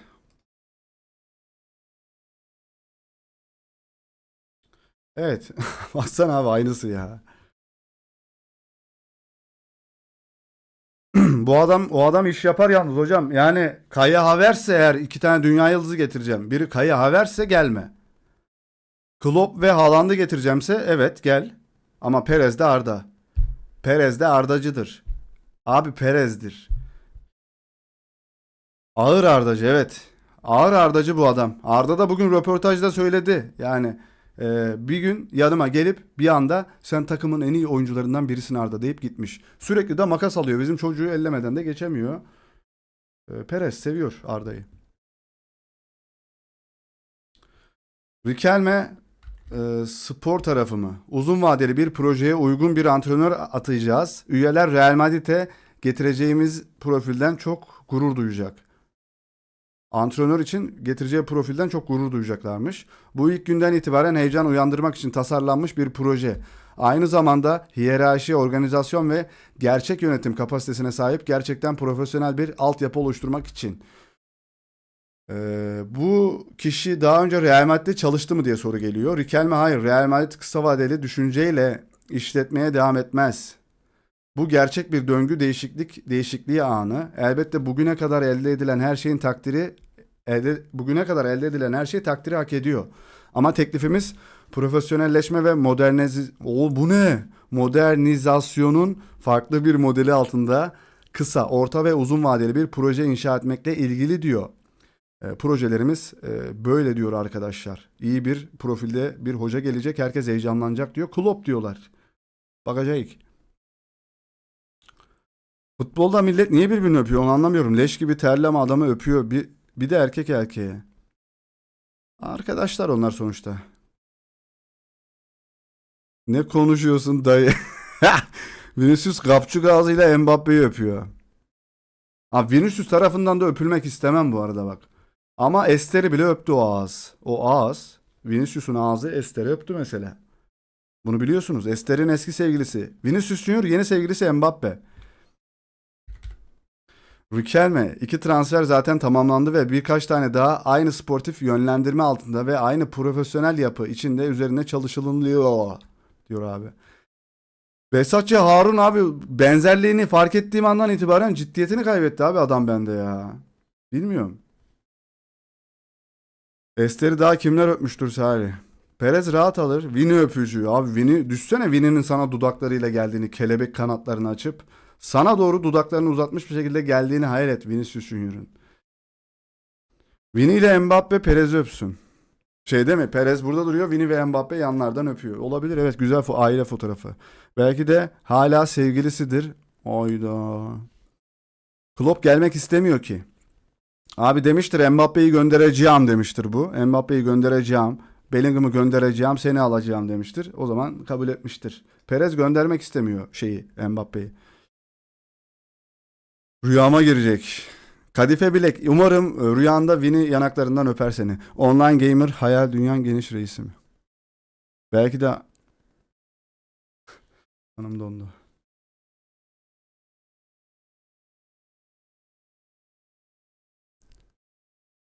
Mbappe'nin gitmesi imkansız. Tövbe de abi. Ben anlamam. Bu gece öpüleceksin Vini tarafından. Arda Dünya Kupası'nda gol atarsa Vinicius'a öptür. Yok. Yok. Bugün de kanımız dondu. Enrique Riquelme ne anlatıyorsun yine ya? Besatçı Harun. Antrenörüm Klopp mu? Dünyanın en iyi antrenörleri arasında profillere bakıyoruz. Real Madrid'i yönetmek için gereken deneyim ve liderlik seviyesine sahip kişiler. Tabii ki Klopp'un kalibresinde profillerin ve benzerlerinin bu kulübü çalıştırmasını çok isterdim. Şu anda Klopp'la bir seçenek olup olmadığını söyleyemem. Proje şu anda çalışan spor profesyonelleri projede şu anda çalışan spor profesyonelleri bu görüşmeleri yürütüyor ve şu anda bundan fazlasını paylaşamam. Önümüzdeki günlerde göreceğiz diyor The Athletic haberi. Koptum. Çok kan akacak hissediyorum. Uyumuyorum. Mbappe'yi alacak hangi takım var ki o parayı Arabistan Ligi karşılayabilir? Dünya Kupası'nda tahminlerin nedir? Valla final Fransa İspanya arasında olur diye düşünüyorum. Yani Fransa İspanya gibi takımların oraya çıkacağını düşünüyorum. Ben grupta da ikinci olmamızı istiyorum. İkinci olursak daha kolay rakipler gelecek. Onu biliyorum. Sabaha kadar konuşabilirim Salih. Abi ne diyorsun? Ne oluyor? Oynar diye düşünüyorum yani. Final Türkiye-Irak mı? Savaş finali mi? Ne bu abi?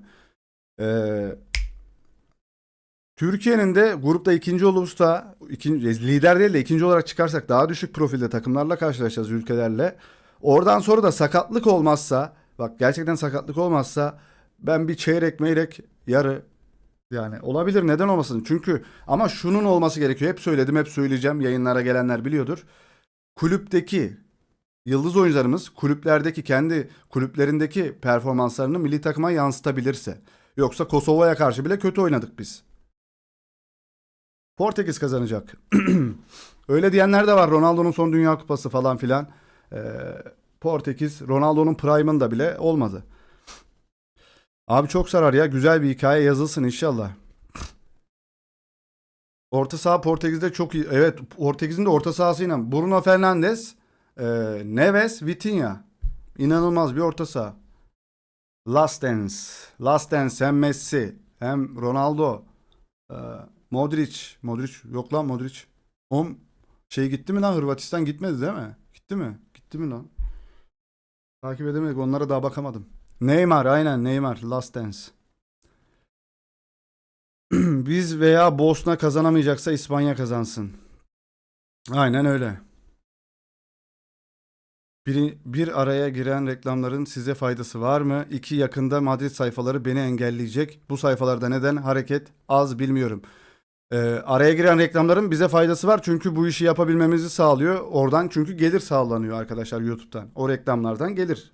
Reklam çıktığında gelir oluyor işte. O yüzden. Reklamların çıkması iyi bir şey aslında bizim kanalımız için. Son 16'da Kolombiya eler onları. Gitti diye hatırlıyorum Hırvatlar. Var kanka Hırvatlar. Modric son onun da son Dünya Kupası işte. Bir çocuğu İngiltere'den bahsetmiyor. Birçoğu İngiltere'den bahsetmiyor ama onların kadrosu çok güçlü. Hocam Palmer'ı almadılar, Foden'ı almadılar, Trent'i de almadılar. İngiltere ne yapar bilmiyorum. Japonya, Zülfikar. Fransa Nuno Mendes'i nasıl Portekiz'e kaptırdı? Nuno Mendes de var evet. Conceição var sanırım Portekiz'de. Ronaldo var. Rafael Leao var. İngiltere'nin ben bir şey yapabileceğini düşünmüyorum ya Dünya Kupası'nda. Bilmiyorum bana öyle geliyor. Harry Kane tamam okey. İşte Declan Rice'lar. Bilmiyorum.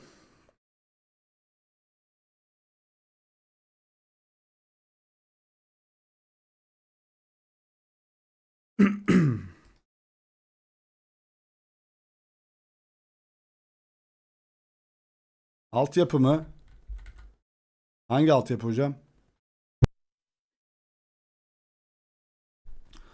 Florentino Perez başkanlık kampanyası için yeni bir X hesabı oluşturdu. Tamam. Abi Portekiz'in deneyimi yok bence o çok önemli. Mesela Real Lig'de kötü ama Şampiyonlar Ligi'nde muhteşem. Çocuklara anlatıyoruz dedin ya altyapımı işletiyorsunuz. Antrenörüm hocam ben futbol antrenörüyüm. Burada Trabzonspor'un altyapısında. Futbol okulunda tabii. Futbol antrenörüyüm ben. Asıl mesleğim o. Bu da ek mesleğimiz. Ama burayı daha çok seviyor gibiyim ya. Burada sizlerle sohbet etmek güzel. Perez'in X hesabı da kapatıldı bu arada, evet. Abi senin mevkin neydi? Ben yıllardır kariyerim boyunca yanlış yerde oynamışım arkadaşlar. Ben bunu hoca olunca anladım. Antrenör olunca anladım. Ben hep Vini gibi sol kanat forvet oynamayı severdim. Ya da 10 numara pozisyonu, ama benim yerim gerçekten, ya tekniğim çok güçlü benim de fiziki yapım olarak hızlı bir oyuncu değilim. 6 numara oynamam gerekiyormuş benim. Ön libero. Benden tam ön libero olurmuş aslında ama hiçbir hoca bunu bana önermemiş, söylememiş. Zaten bel fıtığı sakatlığı da yaşayınca futbolu bıraktık. Üniversitedeyken bırakmak zorunda kaldık fıtıktan ötürü. Kanatta hız şart. Bende de hız yoktu işte. Kanat oynatıyorlardı ama beni. Hesap geri döndü. Açmışlar mı hesabını?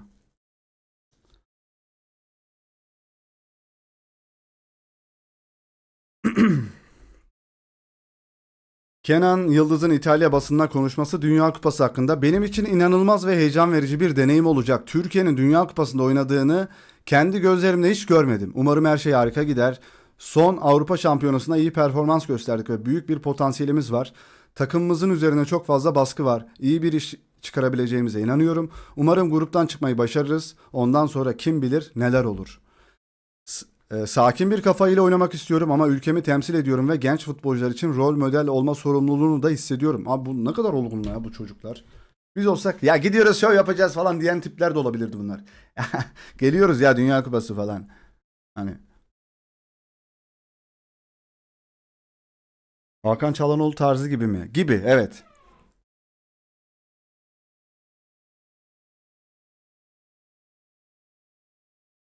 Trabzonspor'da oynadım. Babam Türkiye U21'de U21'e seçilmişti.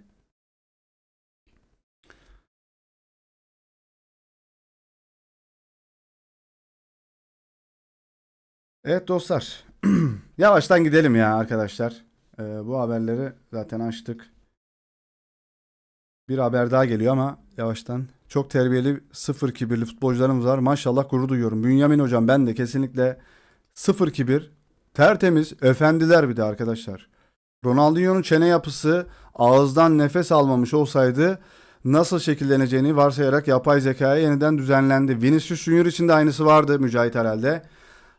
Ağzından nefes alanlar uyurken cart curt normal hayatta da ağzı böyle oluyor insanların. Normalde ağzından nefes almasa bu şekilde olacaktı Ronaldinho. Ama böyle ya. Ronaldinho abi. Salih'tinho, Ronaldinho ya. Seviyoruz baba. Böyle sevdik. O koca ağzıyla sevdik onu.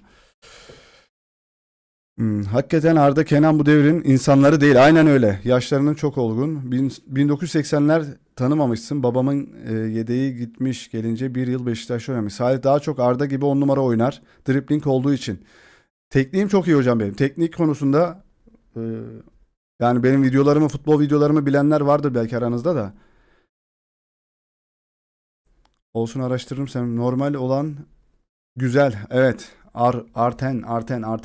R10'un normal hali daha iyi ya. O yüzden tavşan dişli. Ronaldinho yapan çenesidir bu arada. Ben bunun karikatürlerini falan çizdim. Ben bunun hareketlerini internet kafede izledim ve plastik topum vardı. İnternet kafede hareketi izlerdim. Evde internet yoktu, bilgisayar yoktu. Lisedeyken diyorum. Ortaokuldayken. Ee, hareketi izlerdim. İnternet kafenin dışına çıkıp hareketi yapar öğrenir. Tekrardan masa 5 kaldığı yerden devam ediyor. İzlemeye devam ederdim. NTV Spor'da kısa videoları çıkardı. Ronaldinho'nun oralardan öğrendim. Bütün hareketlerini de yapabiliyorum Ronaldinho'nun arkadaşlar, futbol hareketlerini. Hepsi var bizde. Hepsi yüklü baba bu bedende. Onları da sergilemek istiyoruz ama onun için de bayağı bir tanınıyor olmamız lazım ki bu tarz videoları da çekelim, insanlar izlesin. Şimdi ben o tarz videoları yaptığım zaman sen kimsin ki seni izleyelim diyor adamlar. Biraz tanınmak gerekiyor ki onları da sunacağız sizlere. Zidane gibi 10 numarada olurmuşsun o zaman. Niye 6? Evet, 10 numarada oynardım ben bu arada ya. Şimdi hareketlerin babası bu adamdır. Hepsini buldu neredeyse. Mucidi bu. Evet, hepsini bu buldu neredeyse. Ben videoları izledim abi. Şaşırdım, harcanmışsın diyor. Büyük karakter. Evet, videolarımız var. Shorts kısmına girerseniz özellikle arkadaşlar sahada oynadığım, hareket yaptığım videoların hepsi Shorts kısmında var. Bu kanalın Shorts kısmında bütün videolar var. Ceza helal diyor. Altyapısından antrenörsün, çocukları çekerek çok abone kazanıyorlar. Yok hocam yani çocuklara söylemiyorum bile. Benim yaptığım şey şu an çocuklara yönelik bir şey değil ki zaten. Ya ben futbol yorumluyorum.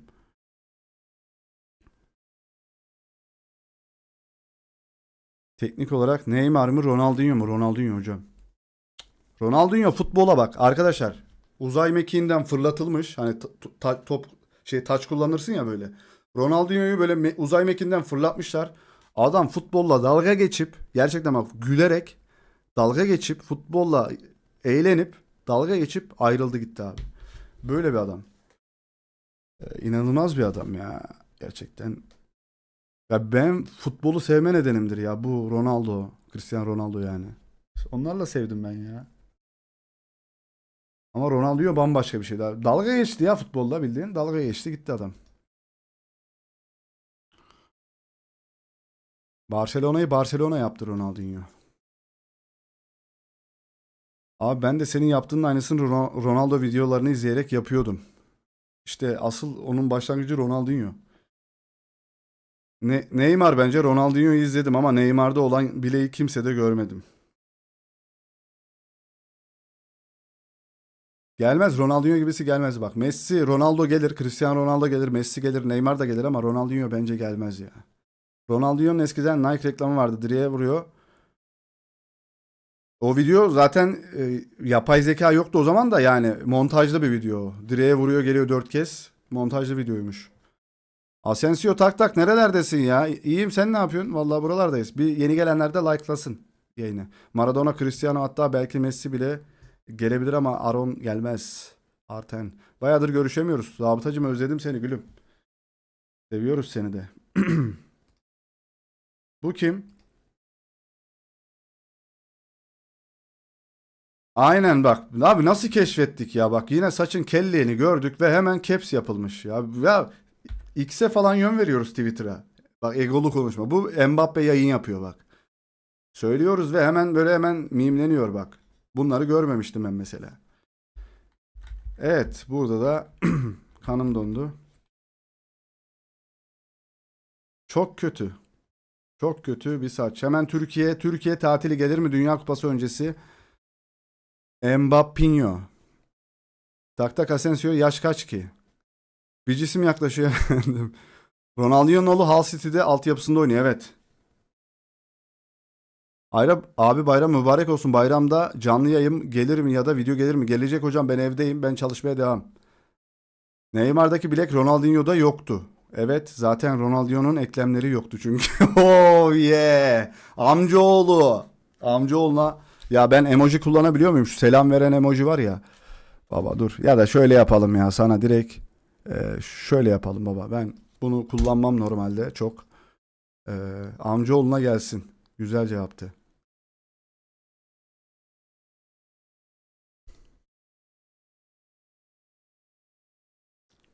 Oh yeah. Come on. Amcaoğlu. Çok iyi söyledi. Ulan topla bir hareket yapasım geldi ya. Top ola benim valizim nerede lan? Ha, valiz çok uzakta ya. Topu bir Ronaldinho'nun hareketini kafada durdurma hareketini yapalım mı final olarak? Gelir mi? Gelsin mi? Abi sen Bellingham'a zabıta dedin. Ondan sonra Mbappe'ye diktatör demek milletin aklına geldi. Yağan yağmurlar bizi ıslatmaz. Viva Futbol vardı eskiden hocam. Futbol hareketlerine maçlardaki edit yaparlardı. Maçlardan önce hep izlerdik. Benden aldılar. Olabilir. Ben Ronaldinho'nun prime döneminde ufaktım. O yüzden yorum yapamam. Fermin Arda'nın önünde ya kesin alacak. Çok hızlıydım Salih.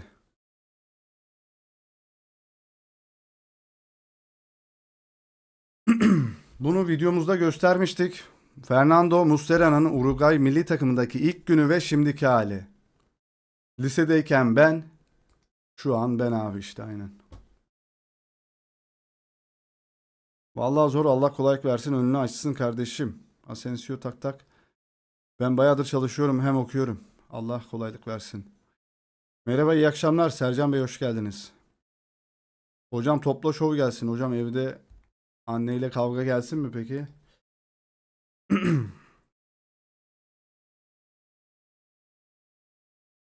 Bu ne ya?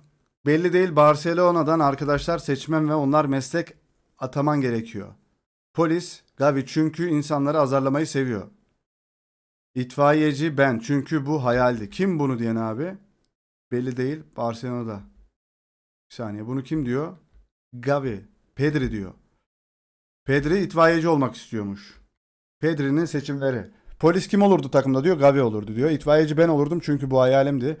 Oyuncu oyuncu yüz ifadeleriyle iyi olan biri. Dani Olmo yüz ifadeleri iyi diyor. Müzisyen Kunde. Kunde'ye yakışacak bir müzisyen. Evet, o da tarzından dolayı. Pilot Juan Garcia iyi ellere sahip değil mi? Öğretmen Filik diyor. Aşçı iyi yemek pişiriyormuş gibi görünen kim? Lewandowski'yi koyalım diyor. Taksi şoförü Ter Stegen her zamanki gibi sigara içerek sürecek ekstra özellik. İnşaat işçisi Casillado. Casillado kim lan? Doktor iyi nabız olan biri. Fermin'i seçelim. Doktor önlüğü komik olur diyor. Komik mi kardeşim şimdi bu cevaplar? Tamam. Zabıta kim olurdu? Evet, Barcelona'nın zabıtası kim olurdu? Yamal olurdu herhalde ya. Yatsıyı kılayım Salih, sana biraz dua edeceğim. Allah kabul etsin Yusuf hocam. Lütfen dualara da ihtiyacımız var tabii ki de. Herkesin ihtiyacı olduğu gibi bizlerin de var. Bize de güzel dileklerinizi, niyetlerinizi arkadaşlar bize de yansıtın, iletin lütfen. Keşke De Jong gibi bir oyuncu Arda'nın arkasında olsa, Arda'nın yükünü alsa değil mi Sercan Bey? Arda da rahat oynasa. Arda sağ arka adelesini akşam antrenmanda sakatlamış. Antrenman yoktu ki hocam, Arda tatilde.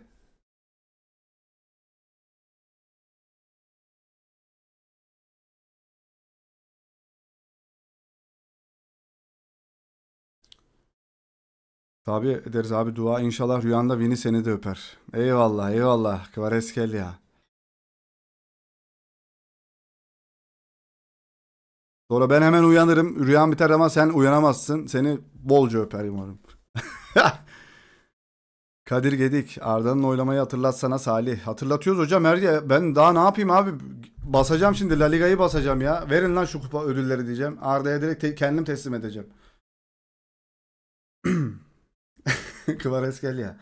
Abi hadi bakalım şu şeylere ya. Hadi. Ee, nerede?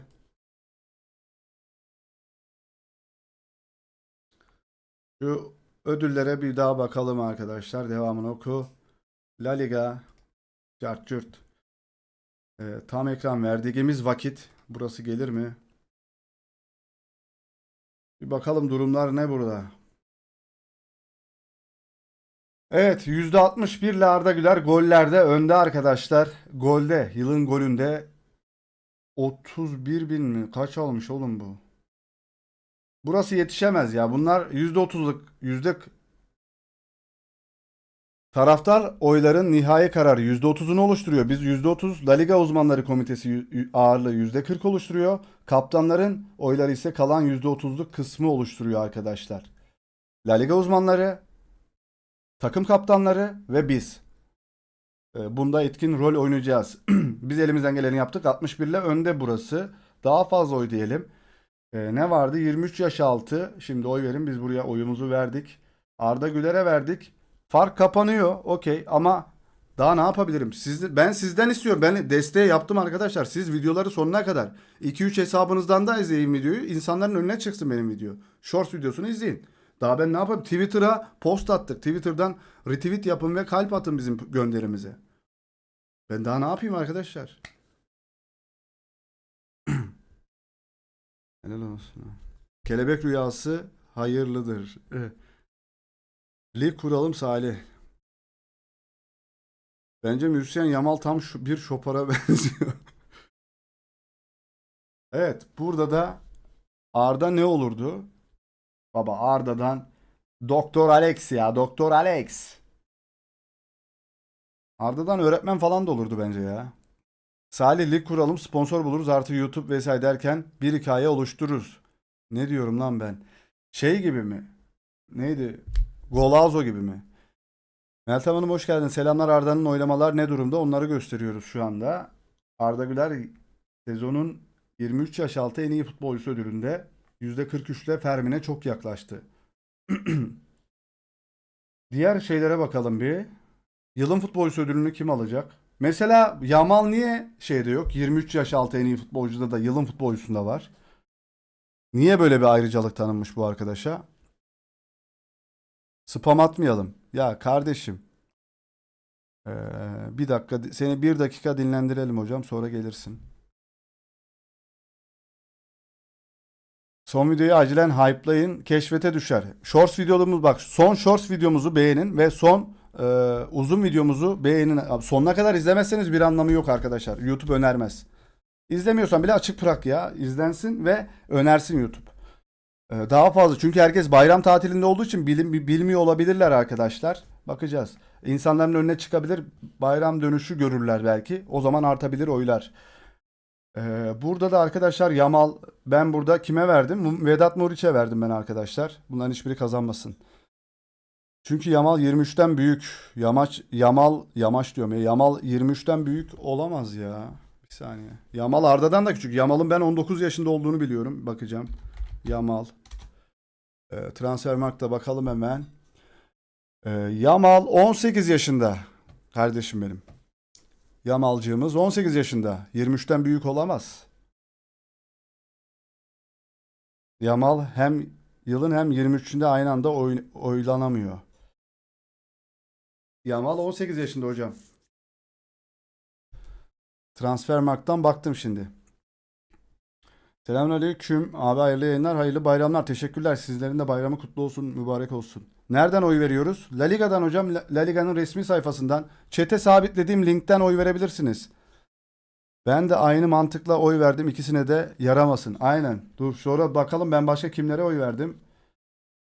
Buraya 23 kalecilerde burada oy verdik mi ya? Biz kime verelim abi bunu? Unai Simon'a verelim ya. Aa! Aa! Oğlum video açtım yanlışlıkla. İnşallah bam yemem ya. Nasıl korktum oğlum? Karşıya vermem ya. Eyvah eyvah eyvah eyvah. İnşallah bam yemeyiz. Nasıl bağırdın? Kimse görmedi korkma. Abi of ya inşallah telif yemeyiz ya. Vallahi elim gitti ya. Sendeki bu refleks Neuer'de yok. Abi Juan Garcia Barcelona'nın kalecisi değil mi ya? Niye verelim abi? Ben Unai Simon'a veriyorum abi. Abi foton gitti. Yılın golünü de seçtik. Yılın en iyi kalecisi. Yılın antrenörünü de ben Hansi Flick'e vermedim. Çünkü arkadaşımız bu başka hesabım. Bundan oyu vermemişim. Bunda kime verdiydim ben ya? Getafe'ye verdim. Düşük profildeki isimlere veriyorum. Garibanın dostu Salih oluyoruz. Hansi Flick'e vermedim çünkü adam abi İsrail falan destekliyor bu arkadaş. O yüzden şu arkadaşa verelim ya.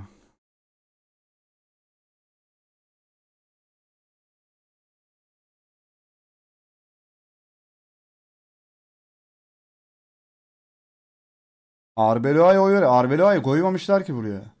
Mesela Arbeloa yok ya. İkinci mesela ligde ikinci olan adamı koymamışlar ya. Evet. Herkes yatıyor. Niye bağırıyorsun? Hocam korktum ya. O konuda en adamı Guardiola Filistin'i destekliyor aynen. Arbeloa'ya oy vermeyin koy verin. Bizim gönlümüzde Arbeloa bir Salih. Abi inşallah Perez gider yeni başkan Kenan Yıldız, Erling Haaland, Ferdi Kadıoğlu gelir. Sercan hocam çok büyük hayaller ama zor.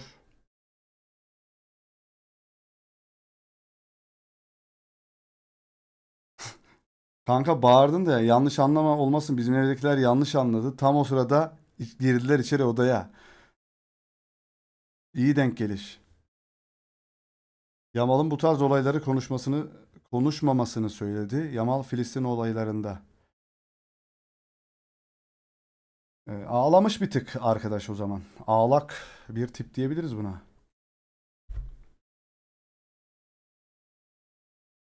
Evet, oylamalar bu şekilde. Tekrar bakalım. 23 yaş altında Arda %50 %43 arkadaşlar. Fermin'le yılın en iyi golünde Arda Güler %61 ile açık ara önde. Herkes Arda'yı seçer. Bir tane ödül garanti, ikincisine bakacağız. Bizde de yanlış anlaşılma olabilirdi. Abi belki ayak serçe parmağımı masanın köşesine vurdum. Olabilir yani bunlar.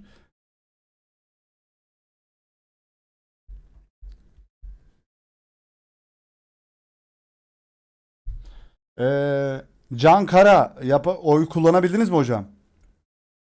Yapabildiniz mi bunu?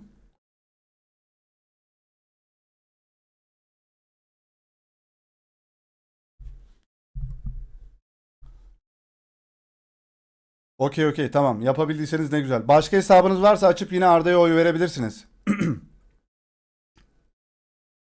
Arkadaşlar başka hesaplarınız varsa açın da verin. Özellikle şuna yani şeye.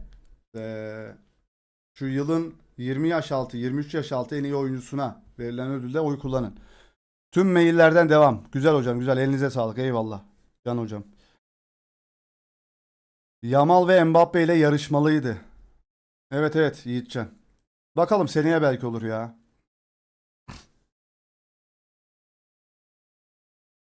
İspanya'nın diktası buymuş. Kim o? Hangi arkadaş? Şöyle bir gelelim.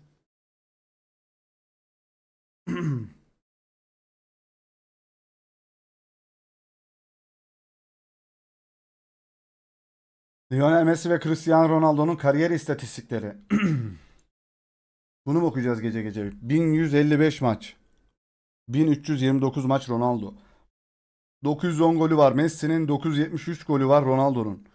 414 asist Messi, 261 asist Ronaldo. 1322 gole katkı Messi, 1234 gole katkı Ronaldo. Messi 60 hat-trick, Ronaldo 66 hat-trick. Penaltı 113 tane golü var. Messi'nin 183 tane, Ronaldo'nun golü var. Frikik golleri 71 tane, Messi 65 tane, Ronaldo. Bayağıdır frikik golü atamıyordu Ronaldo. Geçenlerde bir tane attı. 591 yaratılan net gol fırsatı. 591 Messi, 252 Ronaldo. Maçın adamı 450 kez Messi, 228 kez Cristiano Ronaldo.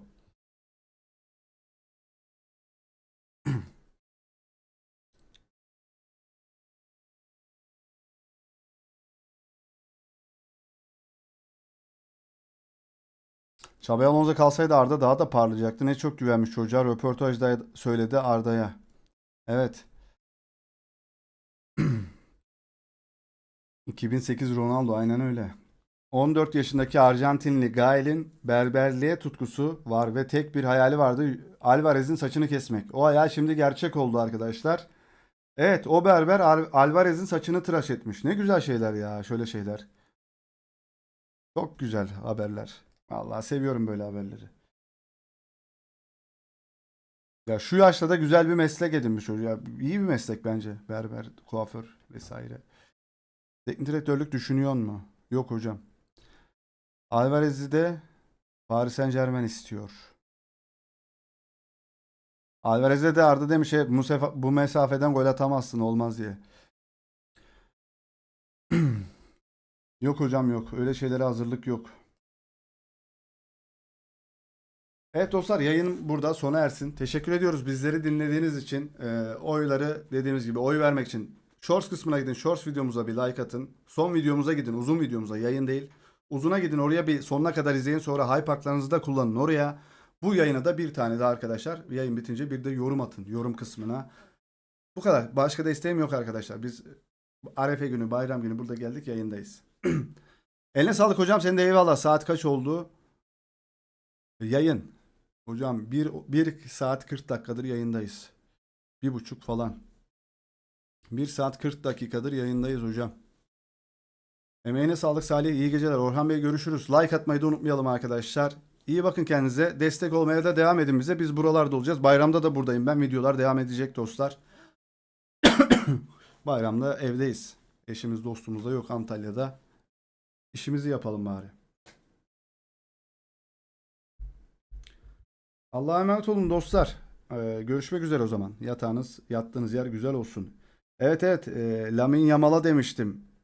İspanya'nın zabıtası Lamine Yamal çünkü Dean Huijsen'ı milli takıma aldırmadı. Yolcu yöntemi. Arda Güler kapanış, evet. Abi Discord, Twitch düşünüyor musun? Discord kurabiliriz. Twitch değil de Kick'te de yayın açıyoruz. Direkt boylar mı belirliyor yoksa bir kısmını mı etkiliyor? Bir kısmını etkiliyor hocam. Kullandığınız yerde yazıyor. %30'unu kaptanlar seçecek. %40'ını da La Liga neydi, komitesi miydi? La Liga'nın uzman komitesi. %30 taraftarlar, yani biz. %30 kaptanlar, takım kaptanları. %40'ı da La Liga uzman komitesi.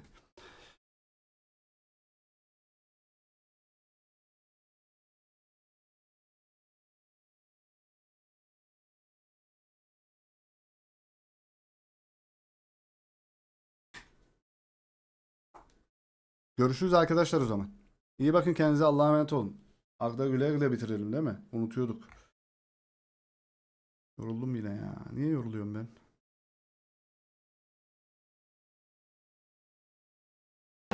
Arda Güler! Mais non! Il n'est pas sérieux! Non. Arda Spiker kimse bilmiyordu söylediklerini ezberlediğimizi. Koca Türkiye'de milyonlarca insan var. Adam desteksiz kaldı internette. Vallahi biz varız hocam işte. Yapacak bir şey yok. Hayırlı bayramlar Salih. Hayırlı bayramlar herkese arkadaşlar. Bayramınız güzel geçsin. Bol bol et yiyin, et.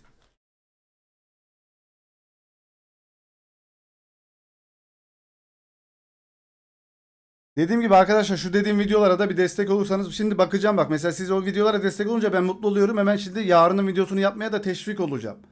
Böyle sonuna kadar izleyelim son videoyu ve son short videosunu. Yorumlarınızı bir göreyim arkadaşlar. Bay bay. Çok söyledim, özür diliyorum. Sizi böyle şeyler biraz soğutuyor insanlar ama destek bekliyoruz da, o da olsun ya. Herkesin Kurban Bayramı'nı tebrik ederim. Salih, güzel bayramlar, iyi bayramlar hocam. Hayırlı bayramlar, hayırlı bayramlar. Bol bol hatırlat aga. Ben yaptım işte. Siz de o videonun daha çok öne çıkması için desteklerinizi sunun videolara arkadaşlar. Ben elimden gelen her şeyi yaptım. Dün stresten geberdim zaten şurada yetiştireyim diye. Bakalım, inşallah başaracağız. Başaracağız. Twitter'dan, Instagram'dan, her yerden paylaştık. Sen de olmasan haberimiz olmayacak Arda'nın oynamasından. Valla işte bu yüzden de seviniyorum yani. Vesile olmak da güzel. Arda'mız pırlanta gibi çocuk. Ne kadar efendi, açıklamalarına baktık bugün. Hak ediyor abi. Bay bay. Görüşürüz. Sü